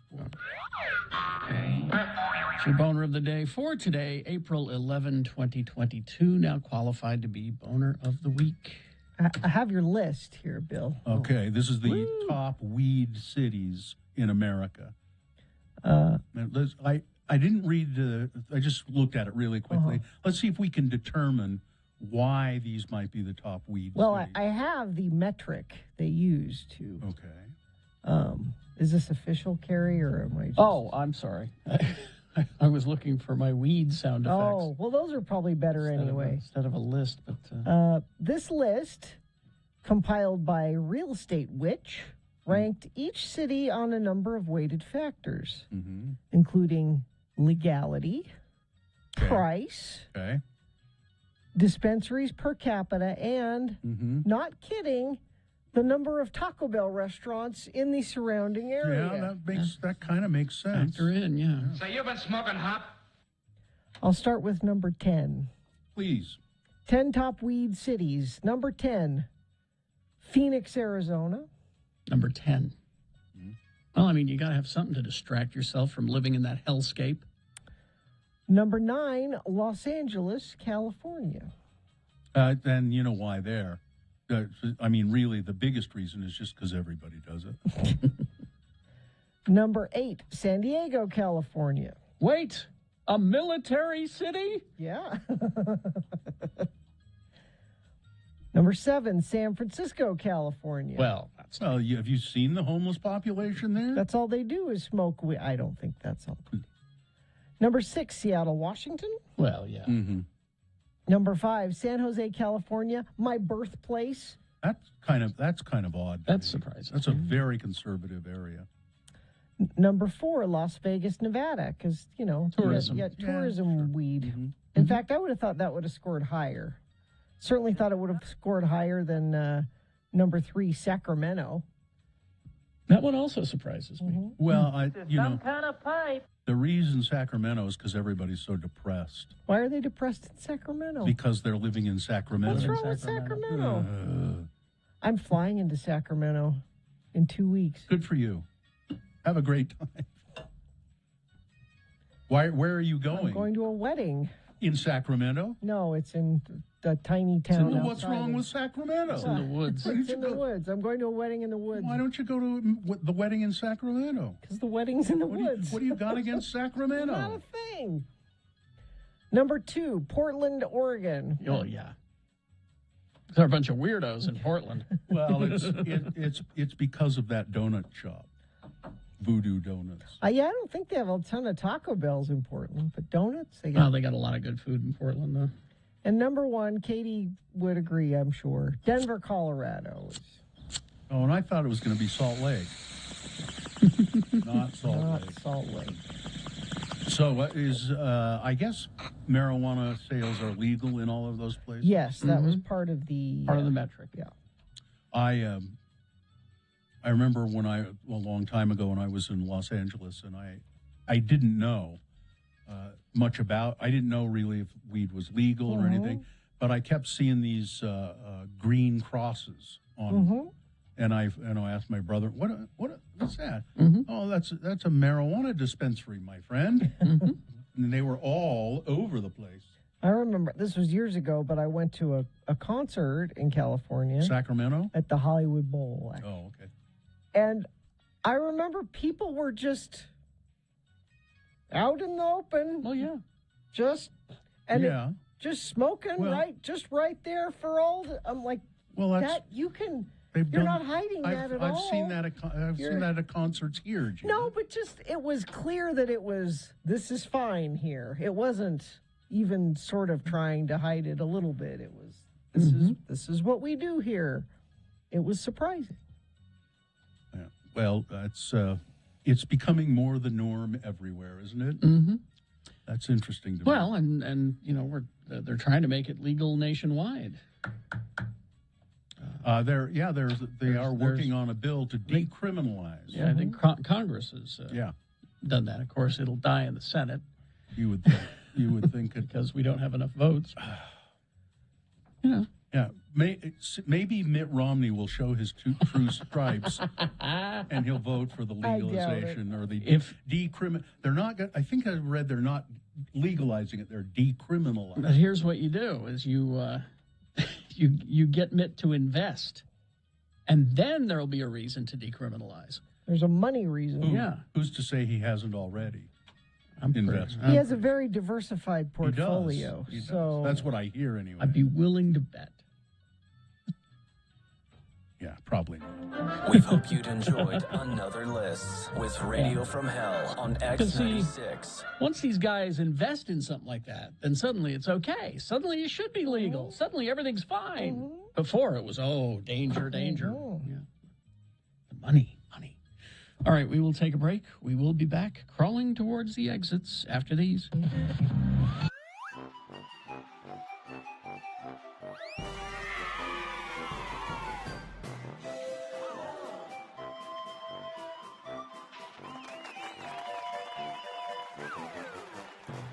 I find this on my desk when I come in this morning. This leaves a bad taste in my mouth as well. Well, it says it's a postcard. Greetings from fabulous Moab, Utah. Fabulous. And it's a postcard from the Poison Spider bicycle shop. It's a well-known bicycle shop down in Moab. It's got a giant, horrific spider on it chasing a bicyclist through the red rocks of Moab. Like Looks like one of those old movie posters. Yeah. And then on the back it says Carrie and Bill, and it's written by someone who assigns themselves very disappointed fan. Very disappointed enough to send a postcard. Wow. Somebody who looks like they might have been drunk because it's barely decipherable. Scribbled. Carrie and Bill, although you are entertaining, why do you disrespect and bully Gina Barberi on your show? She is the voice of reason. Voice of reason? Did you hear that? You're now the voice of reason. It's my dad's thing. Intelligent and kind. I guess this is kindness. Kindness. It's. I like it when drunk people stick up for me. Yay. You both behave like jackanapes. Jackanapes, please. Misogynistic. Misogynists. Gina should be something. Do you want me to try treated much better as a professional? Thank you, drunk friend of the program. Very disappointed fan. See if that doesn't look like a drunk person wrote it. Or no, you know what? I just changed my mind. It was written by an ancient person, an ancient human being. It's a former Tom Barberi fan who now, like Sheena, I am not a crackpot. Oh, I appreciate that. This took effort. Yeah.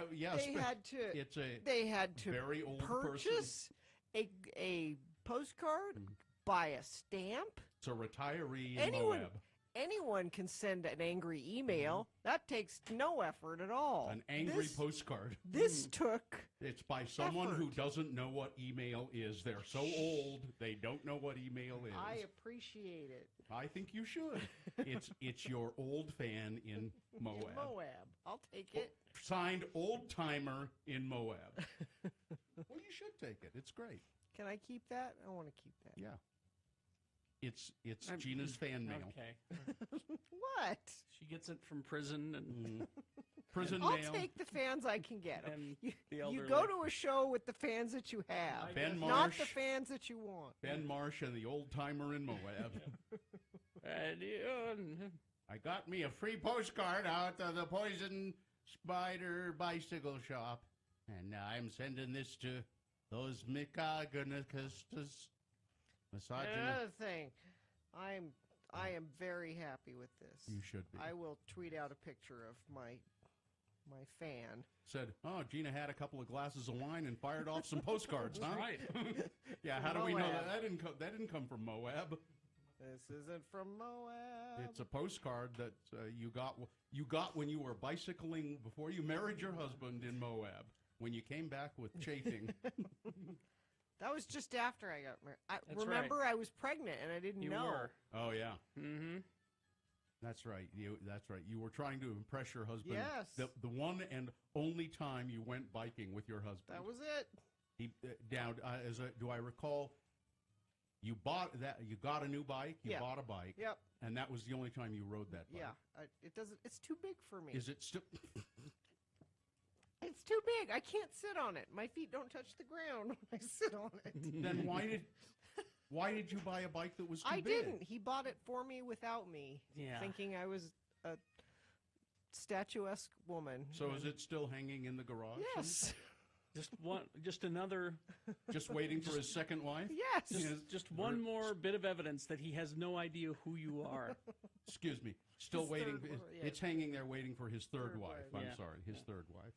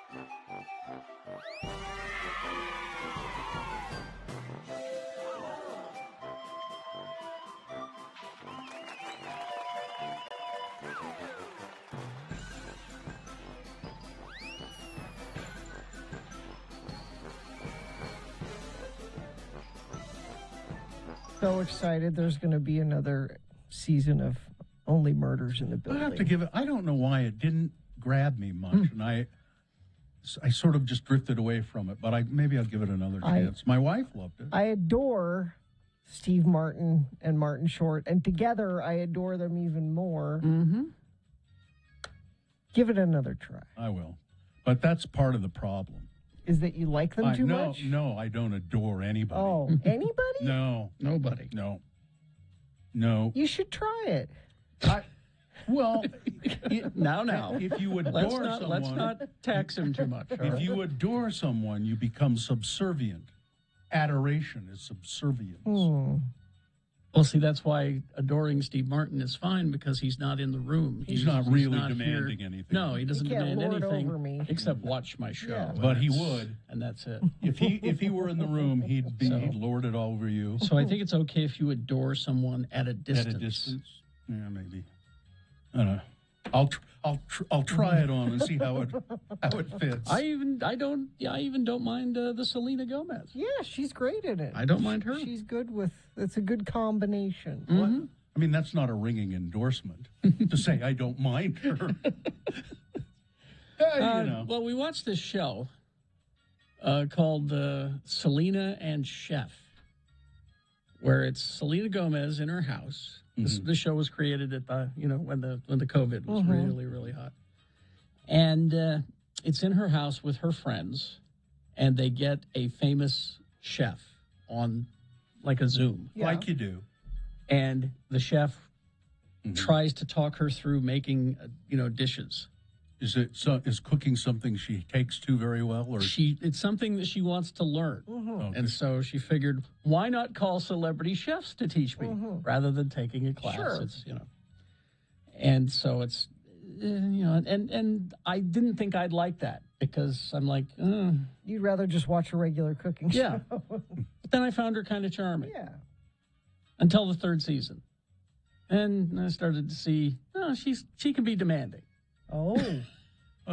She's probably no pioneer woman. That's No, that is absolutely. And there is a country singer. What's her name that has a cooking show too?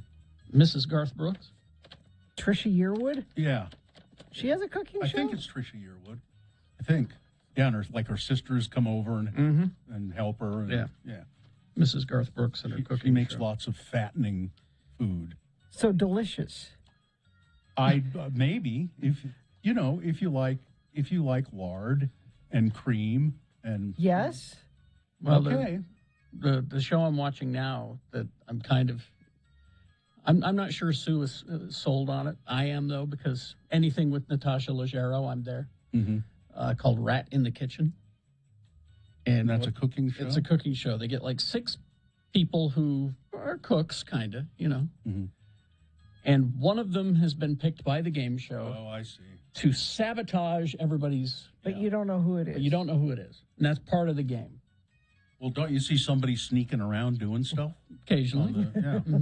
But then they edit it just so that where stupid mistakes that are made are misinterpreted as. Oh, so you're no, sabotaging. I just really screwed up. No, I really didn't think that you cut things that, you know. This isn't salt, it's beach sand. Things like that. It's beach sand. But she's the host, and their judge is this French chef. I don't know who he is. I've never heard of him. But he's got the heavy French accent, very heavy.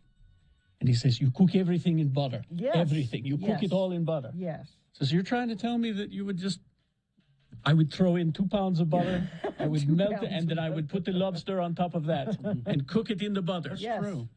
I mean, it is. Everything butter, in the butter. Butter will make any dish taste better. Any dish. I used to use it when I was making pies, and you'd use butter in the crust. I'm watching Trisha Yearwood make lemon chicken piccata right now. Well, you know, Gina, that's delicious. Gina, that's very well and good, but I would remind you, you're still on the radio. Oh, it's topical. We were talking about it. Fried chicken near me. Let's see. What? Oh, Pretty Bird downtown. Crack Shack. Yeah, go to Crack Shack. Go to Pretty Bird because they're local. Ooh, opens at 11 a.m. Perfect. You pay a lot for a chicken sandwich there. It's so good, though. It's good. That is worth. That's a If you lot. don't do it all the time, that's not a daily chicken stop. What is a daily chicken stop? I don't think I have a daily chicken stop. Well, you better get one. You better get one. I don't want one. There's the regular one, and then there's the I deserve. I don't some want to good- get. I don't want to get sick of chicken. Okay. I can't get sick of chicken. Well, it's because you don't have many options in your diet. Never sick of chicken. And that's the name of my new fried chicken place, Sick of Chicken. Sick of chicken. Yeah.